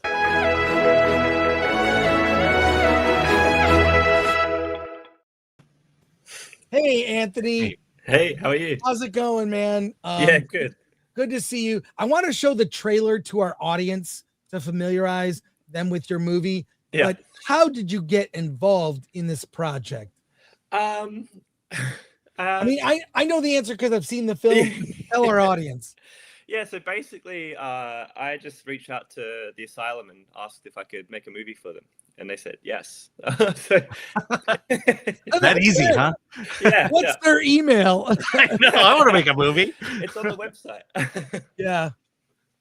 I mean, I'm well familiar with that company. They make bad movies. I mean, they're just, but Sharknado came from Asylum, which was, and by the way, Anthony C. Ferrante is the director of the Sharknado series. He directed all 6 of the films, and he used to write for Film Threat in the 90s. A lot of people from Film Threat went on to make films, but it's really a very personal. I mean, we see you're a father, you're married, you're a filmmaker, maybe not of the movies you would like to make, but the whole documentary tells your journey making an Asylum movie. The problems you encounter, I mean, the number one problem you encounter is no money. That's, I think, everyone that works for the Asylum. But tell us more about your journey with this, and we'll watch the trailer in a moment. Yeah. So basically, the Asylum are known for making movies for no money and no time. So we had a tiny budget and 6 days to shoot an entire feature. It was. I don't know how long it take to shoot like a Hollywood movie, but months, maybe 2 months. I'm not too sure, depending on the budget, I guess. But we were shooting 20 to 30 pages a day, and like a Hollywood film would shoot 1 to 3 pages a day. So it was tight. You shot this movie in 6 days, which is much shorter than the documentary. I have to compliment you on the poster. This poster is awesome. Yeah. So the Mike, I wish I'd use DeGrazia, I think. Mike DeGrazia. He does all the Asylum posters too. So he did our doco poster. Well, let's show our audience the trailer for the movie to give them a taste of what they're about to experience. I just asked this company if they'd let me direct a film, and they said yes. At our company, we make shitty movies. We're barely above porn. They're known for making cheap clones of Hollywood hits. They call them mockbusters. The Da Vinci treasure. Why do you want to do this? Well, you gotta start somewhere. And action. There's been explosions, dinosaurs, battleships. You can't film in front of a garage and say it's a battleship. The actors that are doing accents try and get their performance a little more authentic. Maybe you should try pissing in it. Maybe a little more Russian. Maybe you should try pissing in it. Hey, I gotta say, I'm not sure if you're aware, we do this event every year called Award This. We have a category called Films About Filmmaking. Oh yeah. I see this being a nominee. Oh, great. Thank you. But tell us more. How long was it you made the movie in 6 days. Yeah. How long did it take to make the documentary, or what was that process like? Yeah, so we started shooting the doco in March, and so we headed to LA for a few weeks, came back, shot. So I think it was about 2 months, but then there was stuff like after some, like the premiere came a bit after. So I think probably 3 months all up to shoot the doc, and then post-production took a while. But by that point, Land at Time Forgot had been out. I mean, this movie is really perfect for anyone that's dreamt of making a film. And you were like, I want to be you're making these industrial movies. You're doing that so you are a director, but wanted to make, and the fact that you're just like, I'm sending an email and they said yes, like off the bat. And so I know Paul, who's in the movie, who works for the Asylum. I've been on panels with him at AFM. I don't know if you've ever been to AFM. No, I haven't. No, well, don't go. It'll really depress you. But he's very honest about what they do. They kind of know the marketplace will pay this. Make your movie for this. So you actually, I mean, you make movies that make money. What was it working with them? Did you obviously you had to tell them, I'm going to make a documentary while I'm making this movie. Yeah, they were aware of the doco. So yeah, there was no issues there. They just thought it was kind of a fun thing to do, and they're like, "Oh, we're going to make the movie anyway, so you might as well make the documentary. We might as well get 2 out of it." Yeah, get 2 movies out of it. Now your film, we have questions from our audience, over 1,000 people watching live.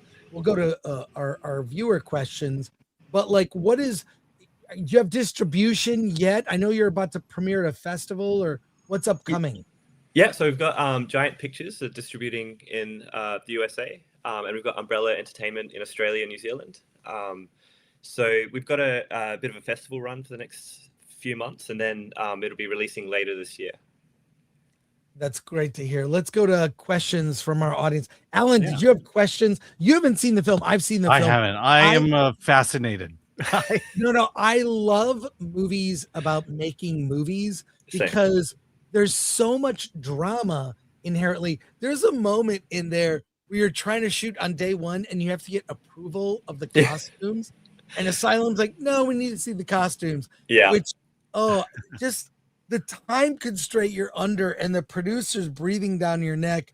I mean, it's very funny. I'm sorry. Some of it intense, but I really enjoyed it. So good. And what is the movie you're making? I'm sorry. I missed that one. What movie are you making in this? The Land That Time Forgot. Okay. Yeah. Which is based on the Edgar Rice Burroughs book. It's been remade. Right. In fact, Asylum had a version of it. They just made another one. Yeah. Dinosaurs are big news. Oh my God. Let's go to comments here and questions. Alan, if you would. Yes. From Oliver Levery Farag. At what point do you know the film you were making was good to make a great doc? We started shooting the doco before the film. So we just kind of hedged our bets and hoped for the best. Assume that the constraints would make it interesting. All right. Brock Samsonite, this sounds like Spinal Tap but for documentaries. Everyone's improvising, that's for sure. Sam Spurgeon. When Asylum knows what they make and just lean into it and own it, they have my respect. There you go. Yeah. Sons of Chowscast, obligatory question. Physical media options on tap or to be determined? TBD, I think. I'm not too across that, to be honest. If you do a DVD release, put the doc and the movie together, and please do commentary. Yes. Yes. Behind the scenes of the behind the scenes. Are you in Australia now? No, I'm in Santa Barbara for the film festival. Oh, that's great. Congratulations. Yeah, thank you. You're going to have a great time. Yeah, it's such a nice festival. So I assume that's where we can see it this weekend. Yeah. Santa Barbara International Film Festival. 20 minutes. What? Okay, well, it's a few more questions. Oh, no, it's fine. All right. The Nerd Far Away. Hello. Hail, Mr. Frith. How do you find your crew for a given project? Where should I go to look for starter jobs if I want to get into a production crew? Yeah, I just put like a call out on Facebook for crew, and had a bunch of people reach out. Most of them thought I was a con artist and joking, but we got enough crew. As to starter production jobs, I think the industry works way different in the US than it does in Australia. But in Australia, you just reach out to production managers and producers, and just keep abreast of what's shooting in your state. But yeah, I feel like that probably applies here too. Cool. Yeah, we should start making more American films.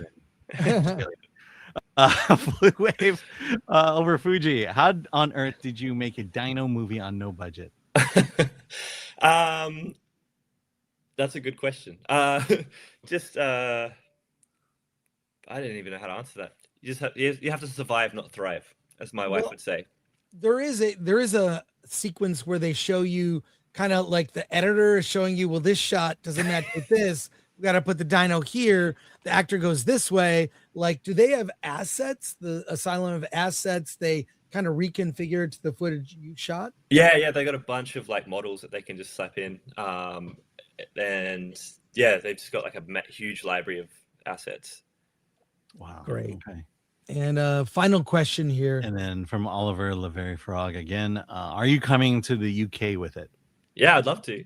There's no plans as far as I'm aware, but yeah, I'd love to. Festival tour. Sorry. Oh, I was just to say you're on the festival circuit now. Is there a release date or anything like that? Nothing yet. Just later this year. Okay. But you do have distribution. That's So right. you yeah. will be able to see it. Yeah. Yeah. Okay. Well, contact us again when the movie is like out for everyone can buy it and rent it. We'll let our audience know that it's finally out. But I have seen it. Thank you. I really appreciate you sent me the screener. I mean, dude, when I discovered the trailer and I talked to Paul at AFM about your movie. All right. Yeah, so he's like, "Oh yeah, that was fun." Yeah. I mean, like you get the idea because I've known Lloyd Kaufman forever. With Trauma, I've known Charlie Band at Full Moon. I like these low budget fun movies. Yeah. They know what they are. Yeah, exactly. And so you know what you're going to get. I think one of my favorite moments from your film is watching people at the premiere and watch your movie, watch the final movie. Yeah. That was great. That was a fun night. That was awesome. Anthony, thank you so much. Congratulations. Thank you. And also for people watching, if you are in the Santa Barbara area, go to the Santa Barbara International Film Festival website. And if you can this weekend, check out the movie. Appreciate it. Yes, already on my list for Award This. Award This is in fact, an Australian won Indie Movie of the Year. This was last Saturday, Primitive War. I don't know if you know the director, Luke Spark. I know of him. I don't know him personally. Yeah, but that movie won Indie Movie of the Year at our event. We're not snobs. We like movies that are kind of all over the map. So, Anthony, I'm not sure if you're aware, you are in contention for our award show. I hope maybe you come out to America again. Yeah, I'd love to. We might meet in person. Yeah, that'd be great. Cool. All right. How can people find you and follow your work? So we've got a mockbustermovie.com website. So we'll be updating that with all the screening information. So if you want to see where it's playing, you can go there.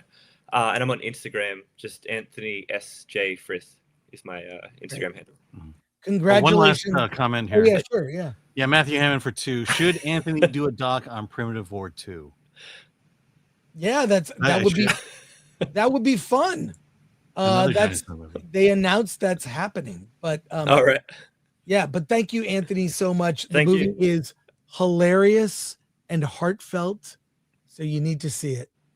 Thank you so much. All right, have fun this weekend. Thank you. Take care. See ya. See ya.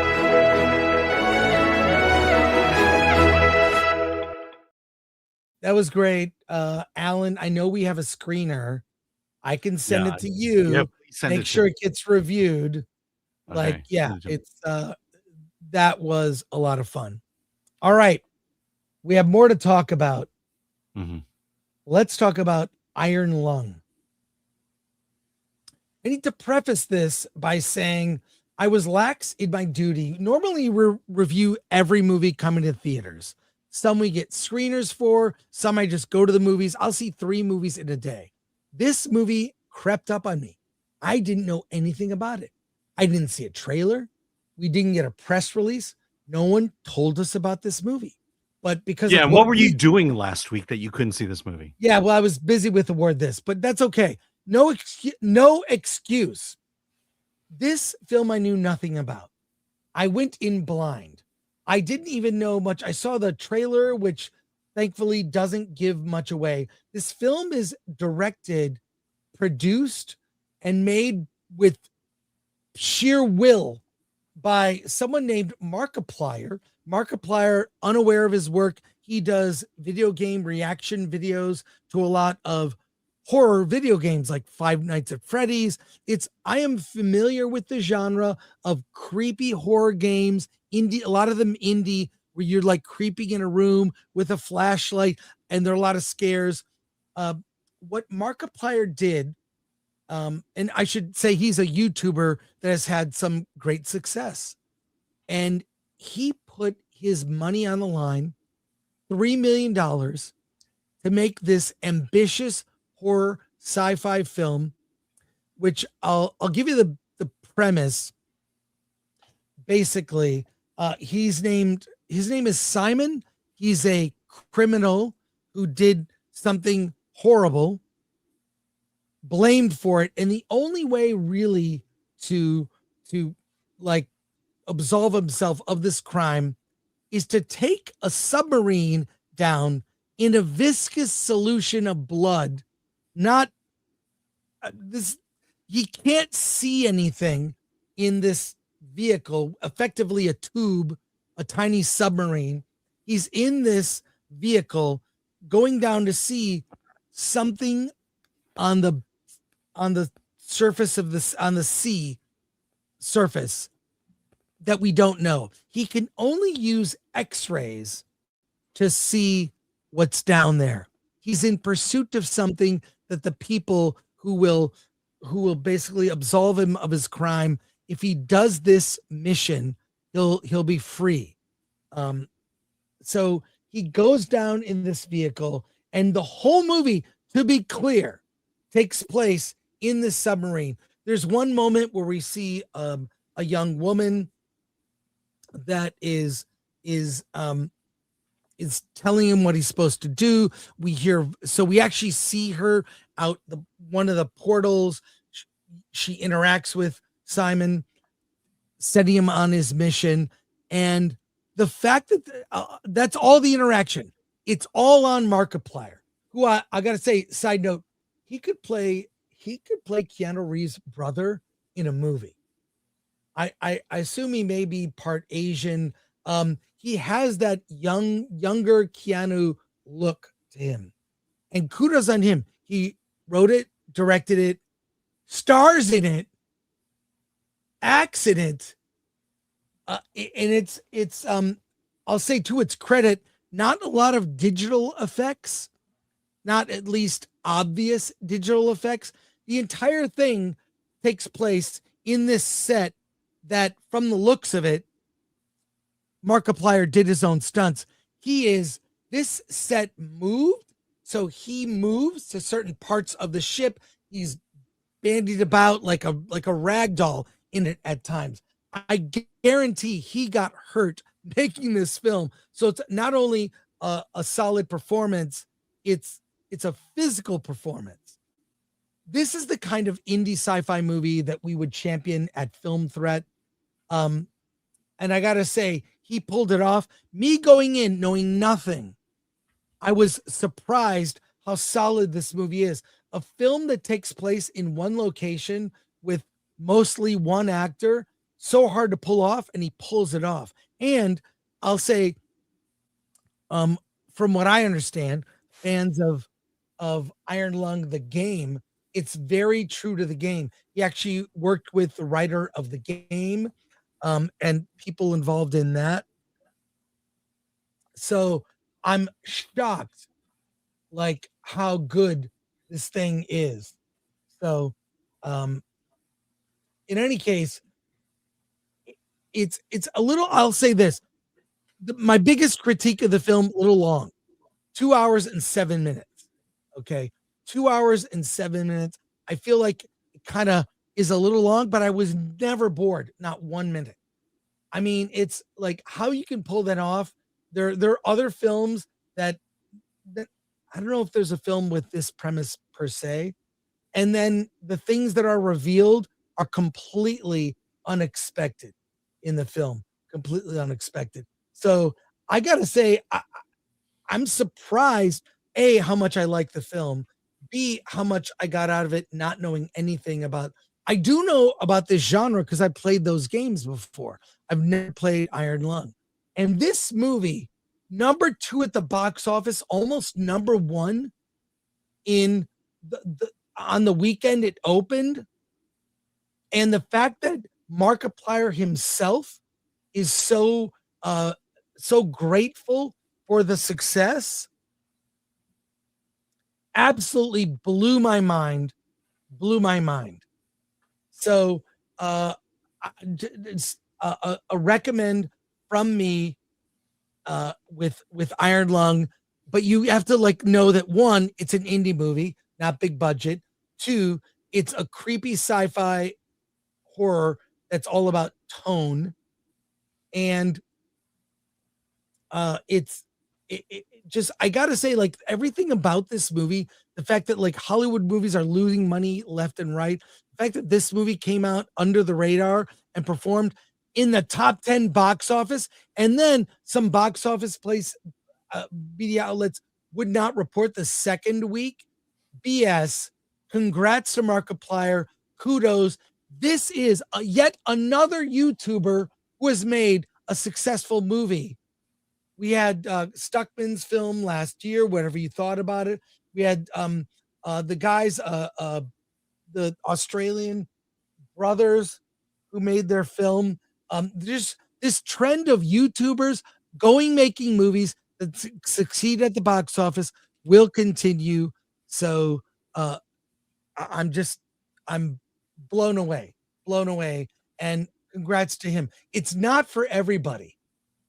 And I'll say this, I'll tell you the people that won't like this movie. If you're claustrophobic, this movie should come with a warning. If you are claustrophobic, this movie will freak you out. In the theater I saw it in, the sound was amazing, blew my mind.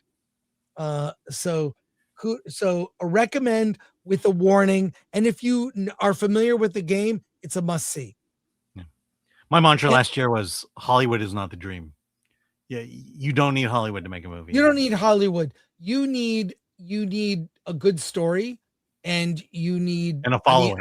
I think Markiplier is a force of nature. Yeah. So, well, I mean, I can attest to these YouTubers who have massive audiences, far greater than ours. The marketing power that something like that has. I've seen it over and over again, where one of these YouTubers says, "Hey, I'm doing this thing, come out and support it," and they do. And that's this guy. You know, the reason you didn't see this coming is he didn't advertise it. Yeah, he didn't need to. Yeah. Well, he should have actually contacted us, because we would have covered it last week. So we're a week late on this, but I recommend it. Also, if you're an indie filmmaker looking at what's possible, you should seek this out. It's truly inspiring.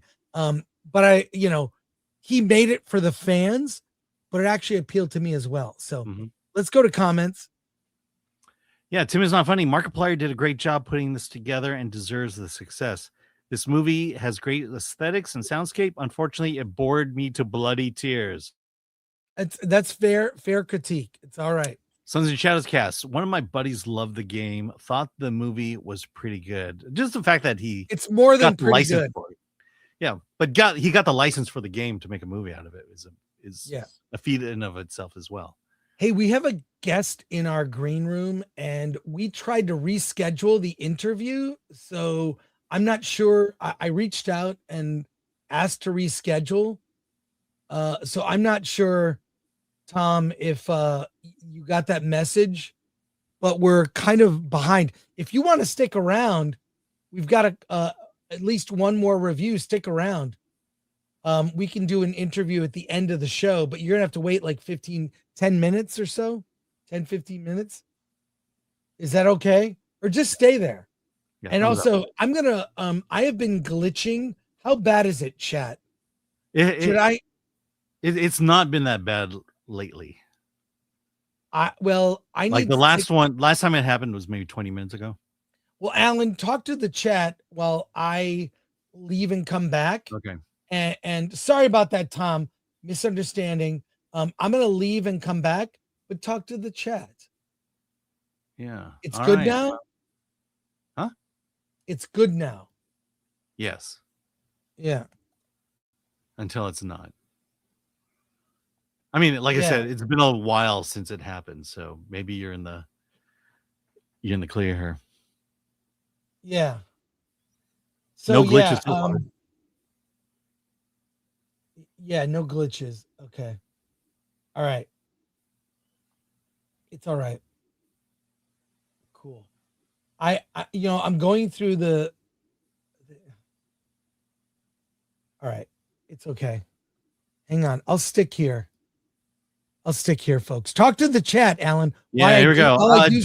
Dougie Fresh Games. Alan, favorite Jurassic Park movie? Come on. It's the first one. It's the first one's the only good Jurassic Park movie.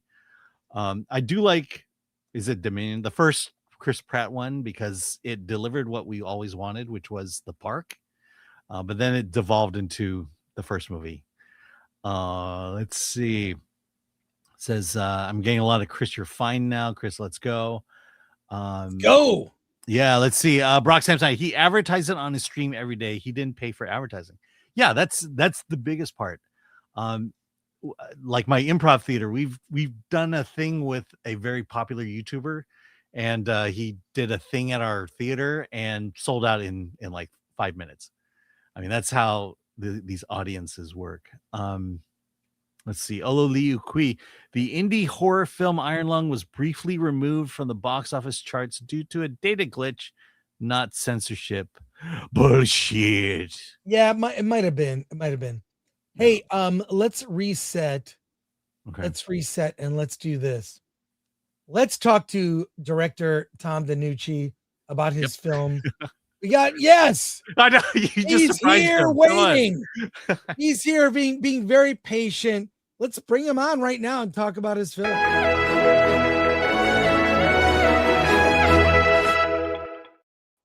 Hey Tom. Thank you for your patience. Sorry about the mix-up.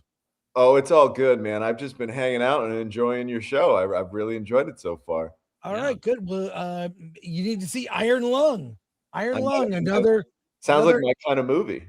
It's indie, and I love indie films. I have your trailer queued up here, and I want to show it to people. But tell us about the Roaring Game and how you got involved. Yeah, so the Roaring Game, believe it or not, was the first movie I ever wrote out of film school when I was just like a 23-year-old young wannabe screenwriter. And I grew up on the Farley Brothers movies and all of those kind of 90s and early 2000s comedies that usually had to do with an underdog that has some kind of rare skill set that is able to be applied to a sport to make them special. Movies like Happy Gilmore, those were the movies that kind of sung to me growing up. And it was the Olympics were on, and I was watching curling, and I'm with my buddies, and curling always seemed like that one sport that you don't really need to run fast. You don't really need to be super strong. Like, you look at the guys, and they've evolved a little bit, but they weren't the most athletic looking guys. So I said to my buddies, I bet you, like, if we tried really hard at this, like this was our only job, like we could probably do this. They give gold medals out for this.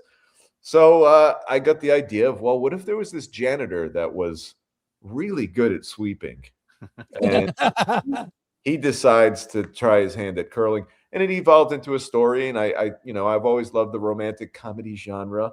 And it's kind of funny, watching your review. I grew up in the horror space. Like, my first few movies were thrillers and horror movies, but I always wanted to do comedy, and I never got a chance to. So this was my comedy. This was my romantic comedy.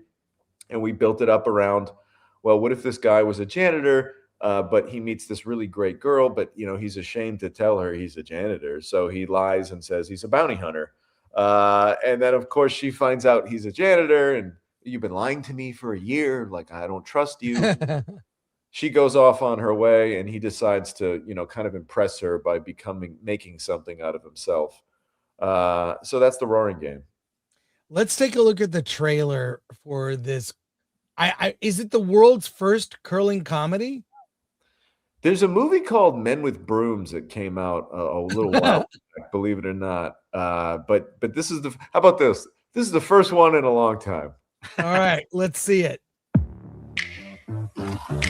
Rick, some kid just puked his guts out. I need my top janitor, okay? Maybe you should take some time and put yourself back together. Not for me, for your next girlfriend. USA men's curling has been exposed in a bizarre scandal. I figured out how I'm going to get Kelly back. We must curl. Huh? Game with the brooms on the ice. You need $10,000 for an entry fee. I might know a way to get the dough for you. You need a team. You familiar with the sport? I don't know if I would consider it a sport. Now, you owe me. So I suggest you go for the gold. We have some unique skills that'll make us naturals. Hank and I know a thing or two about sweeping. Fire! First big win in the books, baby. They look good, PK. They look real good.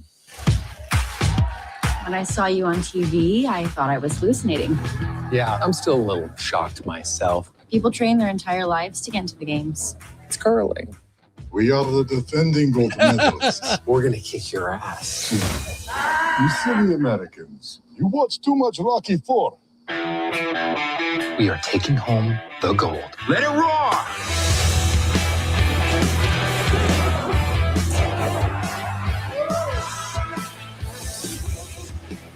In this life, you only get a certain amount of chances, and then it's over. You gotta do the best you can do.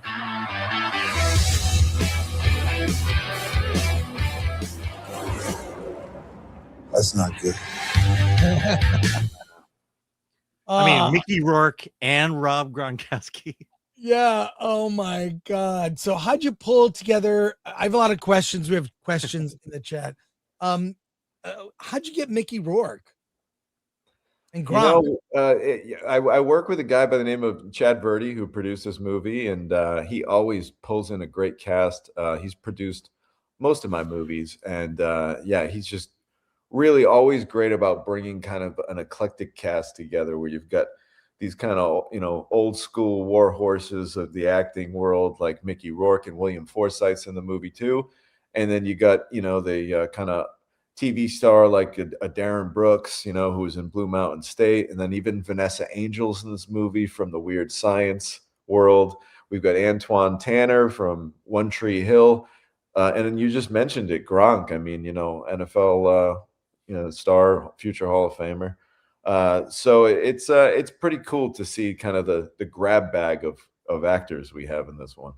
That's great. And then I don't know anything about, I've seen curling during the Olympics. Is it something, what is it with the broom? Like, what are they doing? I want to answer that for me. So a lot of people ask me like, oh, you wrote this movie, you must be like a curling guy. I'm like, no, I never curled in my life. And finally, when we made the movie, we actually all, as a kind of team building exercise, the whole cast and crew, we went to one of these curling clubs and we learned from some like actual, believe it or not, like nationally ranked curlers taught us how to do it. And the sweeping has to do with adding or subtracting friction on the ice. That depends on how fast you make the stone go, because that stone's 40 pounds, believe it or not. So if you sweep hard enough, the stone will go fast. If you don't sweep, it'll slow down. And at the end of the day, it's a lot like darts on the ice. You're trying to get your stone in the middle of the bullseye. And what people don't realize, when you're playing it, man, that target, they call it the house, but it's a target basically. It's really far. Like you have to really like slide this thing. So let's put it this way. It's a lot harder than it looks. I assume it's about influencing momentum, but can you influence the direction, like change the direction of the stone? Or? Yeah, it's pretty cool. Similar to like throwing a curveball in baseball, guys can change the angle of their hand and how you hold the handle and let go. You can actually like curve it. It's pretty cool. Yeah. We've got over 1,000 people watching live and lots of questions. So let's get to those questions from our audience. Yeah. Here you go. Here we go. Saint Solomon, greetings, Sir Tom. What do you think makes a good comedy film? I think it's all about surprising people, but at the same time, as much as you surprise them with something, you kind of give them something that they want, like something that they almost know that they want. But I think situations are funny. I mean, there's so many different types of comedy. I got to work with a really funny group of people, like Darren Brooks, the lead in this movie. A lot of the lines that I wrote, they might have been written one way, but then he would say it in his own kind of way, and that made it even more funny. So, but I think surprise. I think if you can surprise, if a person's expecting one thing and then something else happens, that's how you get people to laugh. Like you saw in the trailer, the janitor character, he punches out his boss. Like nobody saw that coming. Like, all right, Matthew Hammond for 2. Vanessa Angel was in another sports movie, Kingpin. That's right.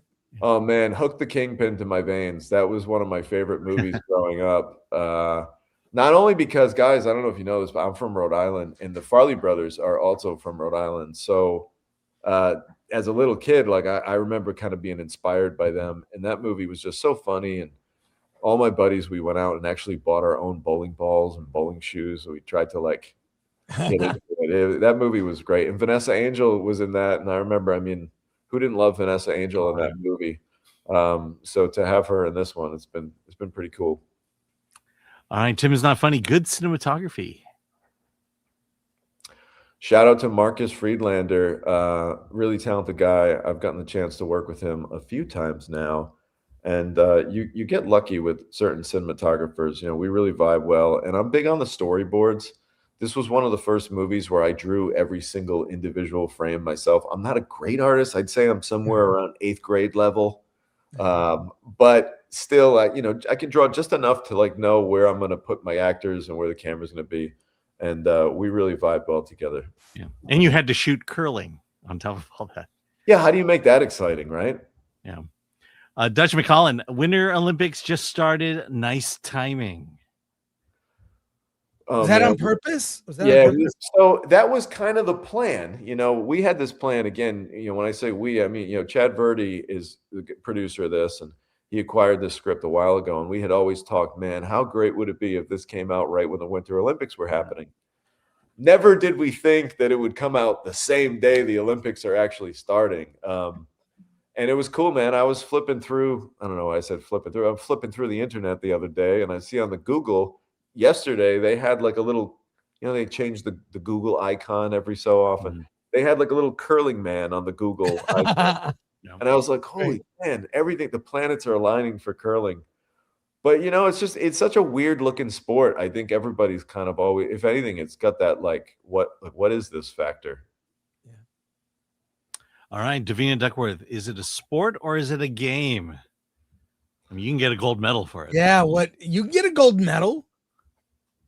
You know, I bet you there's a lot of tough guys in Nova Scotia that would want to wave their broom at you if you didn't call it a sport. I mean, their biceps must be amazing. Okay.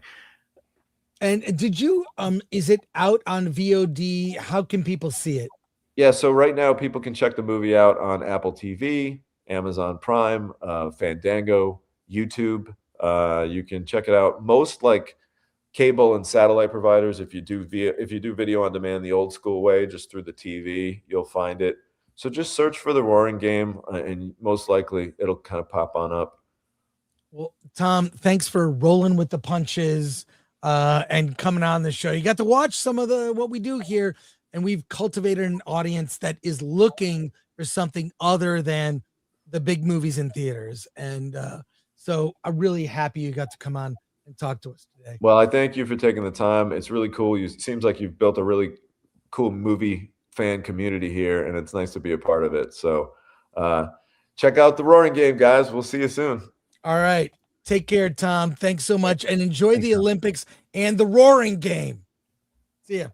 Bye-bye.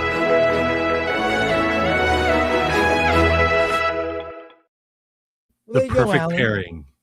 That was great. Yeah. That was great. We're going to go a little long as we promised because we have one last piece of business. Yeah. Because we got to prime you up for FNT today. Starfleet Academy Episode 5. Let's take a look at what could have been. This is from a YouTube channel called Starfleet Dreams. Starfleet Dreams, yes. Yeah, this is a short 1 minute. It's Starfleet Dreams 1987, Starfleet Academy 1987, Friday nights. This is an AI trailer. Let's just look. No comment. Just go. We'll look at this.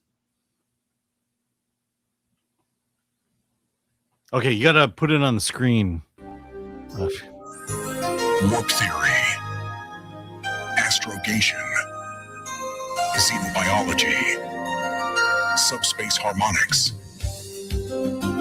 command ethics, and prime directive law. That's a regular day at Starfleet Academy. But Friday is no regular day. And Friday nights are something entirely different.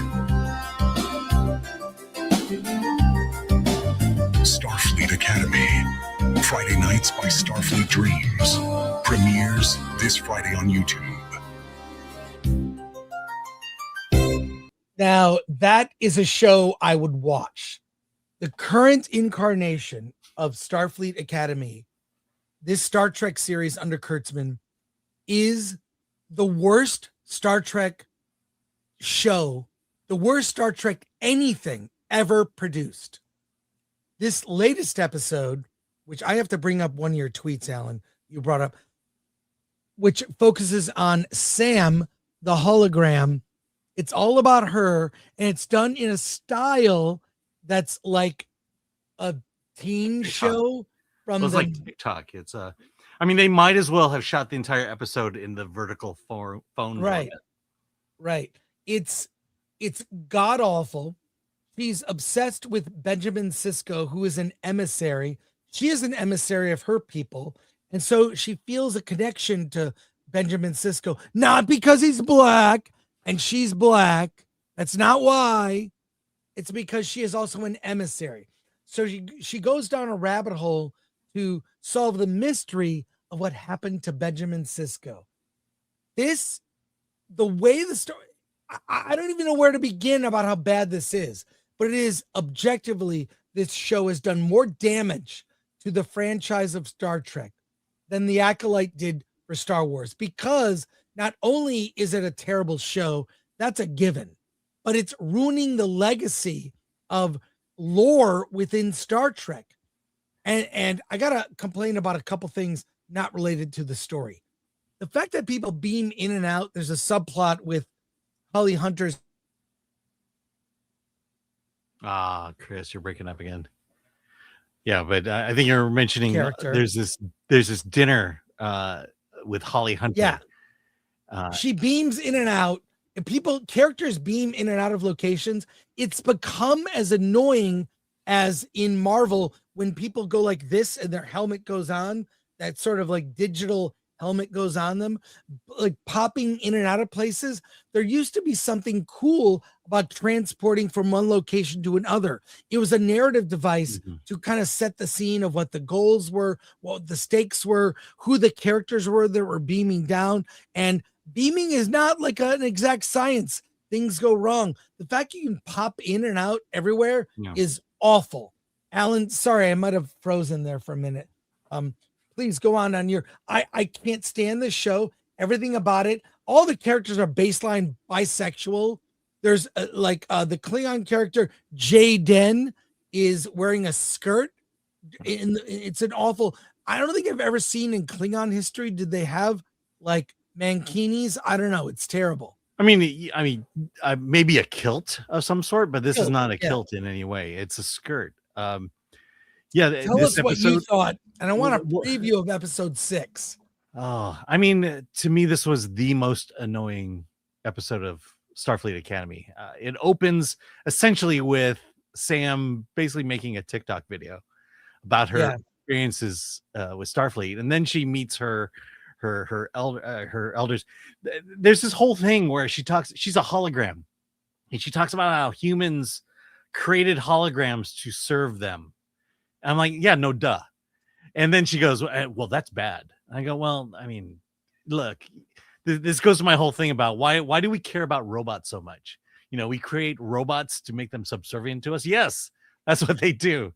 They're subservient to man, and for us to give human emotions to it. And then I don't even understand the physics. So she's Kitty Pryde, basically. She can phase and unphase at any time she wants. Right. She's like Kitty Pryde. She doesn't have mass. Yeah. But the biggest crime here is its connection to Deep Space Nine. Deep Space Nine is my third favorite Star Trek show, considering it's the third one I've seen. But like the whole thing is she needs to understand Sisko as the emissary, and the biggest problem, the cruel fate of the universe regarding emissaries is they didn't get to choose to be emissaries, and that's bad. That's really awful, and that's this whole thing. And then there's this fake tribute to Avery Brooks and to Sisko. Sisko was the greatest starship captain and emissary. Why? Well, he was a good father and he liked baseball and he ate his father's gumbo. Yeah, that was oh my god. Let's make gumbo then, okay? We'll be the greatest. Even the scene with his son completely diminished everything about, and then they used like a line from what's his name? Actor Avery Brooks. It was a line from a jazz album he had made.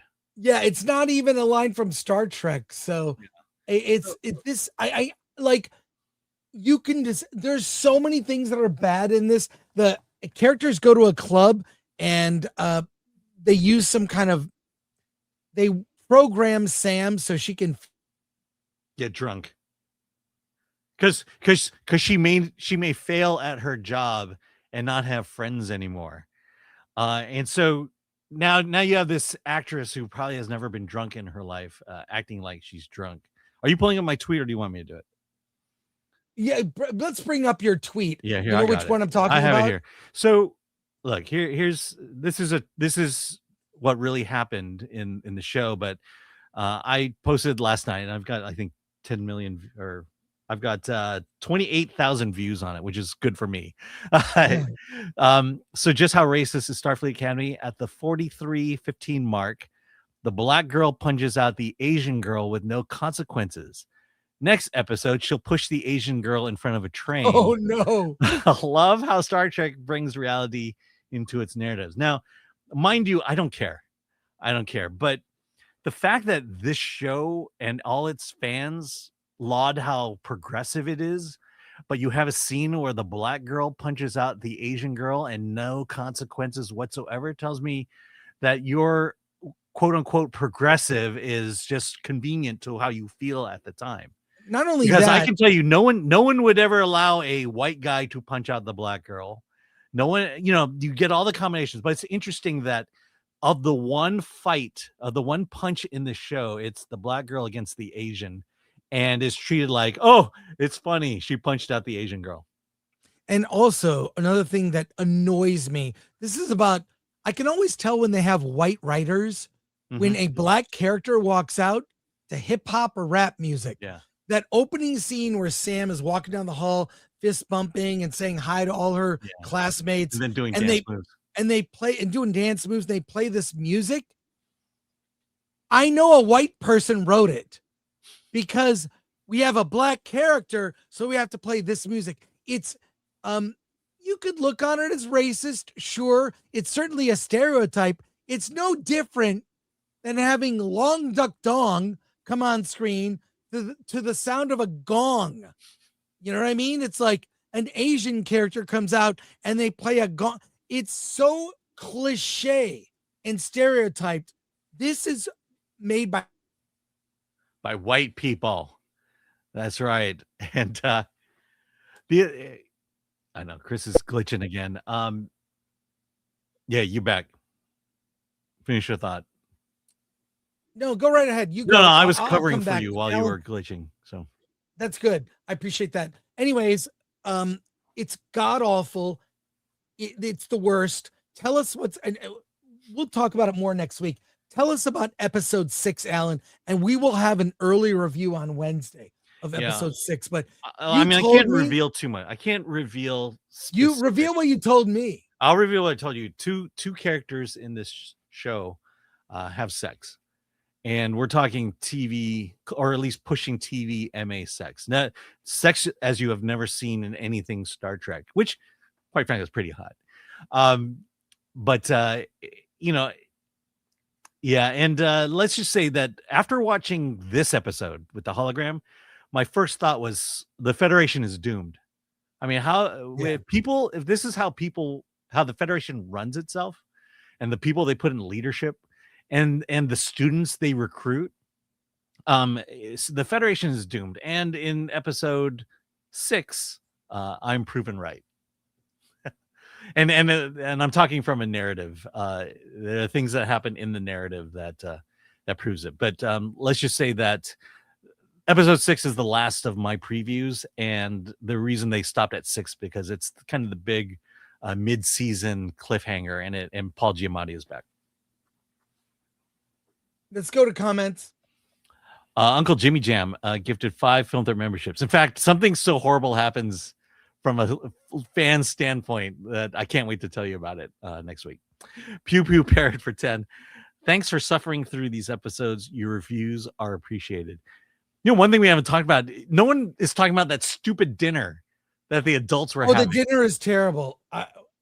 Yeah, I'm going to be on FNT. Oh, yeah, the SF. Okay, I'm going to go look for it then. Thank you for 199 Destiny Captain. At Starfleet Academy Friday nights is up now, not a teaser. I'll go look for it. Alan, I'm going to start from the top. Okay. You're going to start from the top, or you want me to start? You start from the top. Sorry. Let's see. Aaron Charman, the breaking of the fourth wall stuff really annoyed me. Oh, just that? Yeah, I was going to say. The Lone Wolf Cub, to drag DS9 into this is a crime. Yeah, and I guess we can reveal it. Dax is a teacher at Starfleet Academy. Even though she's 1,500 years old. Davina Duckworth, or it is gay Klingons orbiting Uranus. I mean, my God, our Klingon is gay. Bill S. Preston Esquire, Star Bump and Grind. Anything else? Let me just say here. First of all, thank you. Apologies for the internet. I don't know what's wrong. In future, I need to know about it so I can reboot and we can continue the show. Hopefully, my problem is I don't know if it's me or if it's you. It's me. So I need to know, and then if you would make sure to have notes, clip any times if we were gone for a bit. But this Starfleet Dreams video, it's 4 minutes. Should we watch it or not to end the show? What are you doing? I'm trying to get your screen on the main page here. Okay. Maybe I shouldn't show it. Is it gonna glitch? I don't know. Let's watch a little bit of it, and then this is the Starfleet Academy I wanted. Check this out. It's almost like this YouTube channel is trolling Starfleet Academy.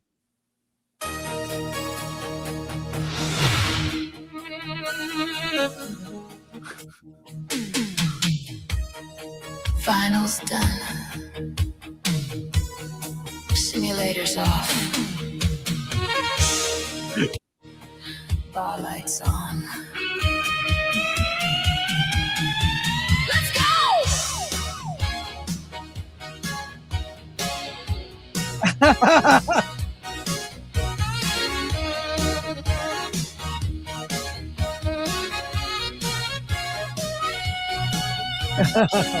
Warp theory test at 8. Astrogation nearly broke my brain. Transporter math, subspace fields. I swear I saw equations in my dream again. Command ethics, prime directive, law, first contact rules we had to quote. But tonight no one's grading us. Tonight we just stay afloat. We survive tactical simulations, security drills, 0G spins.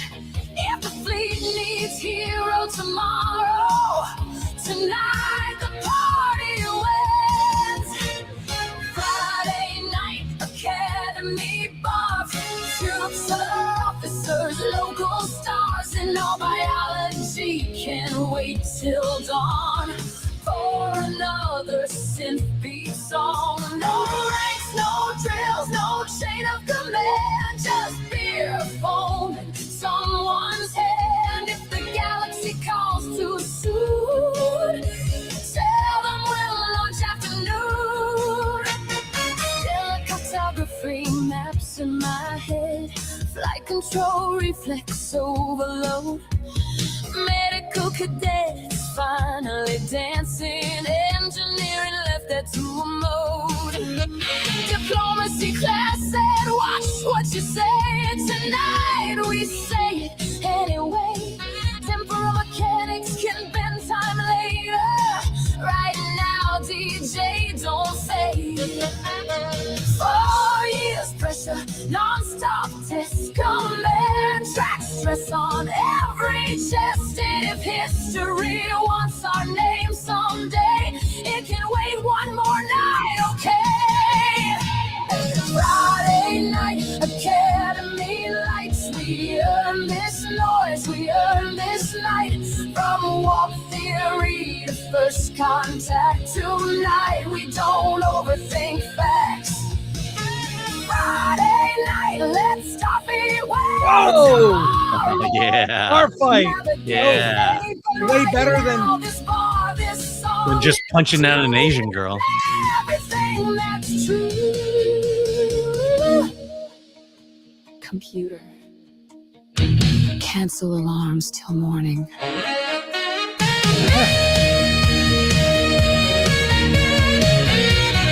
Oh my God, this is so fun.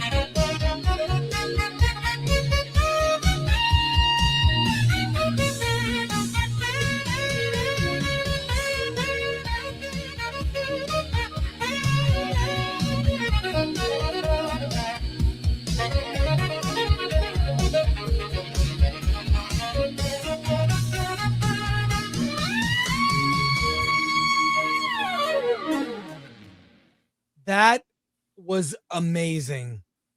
Yeah. That was the show we wanted. Yeah, I like how if you're gonna make something great, you go back to the 80s and 90s and you bring that sensibility back. It's amazing. I just want to say thank you to everyone today. We had a longer show than usual. We had a lot to cover. Appreciate your patience with my technical difficulties. We'll be back Monday with Versus. We're probably going to talk Starfleet Academy.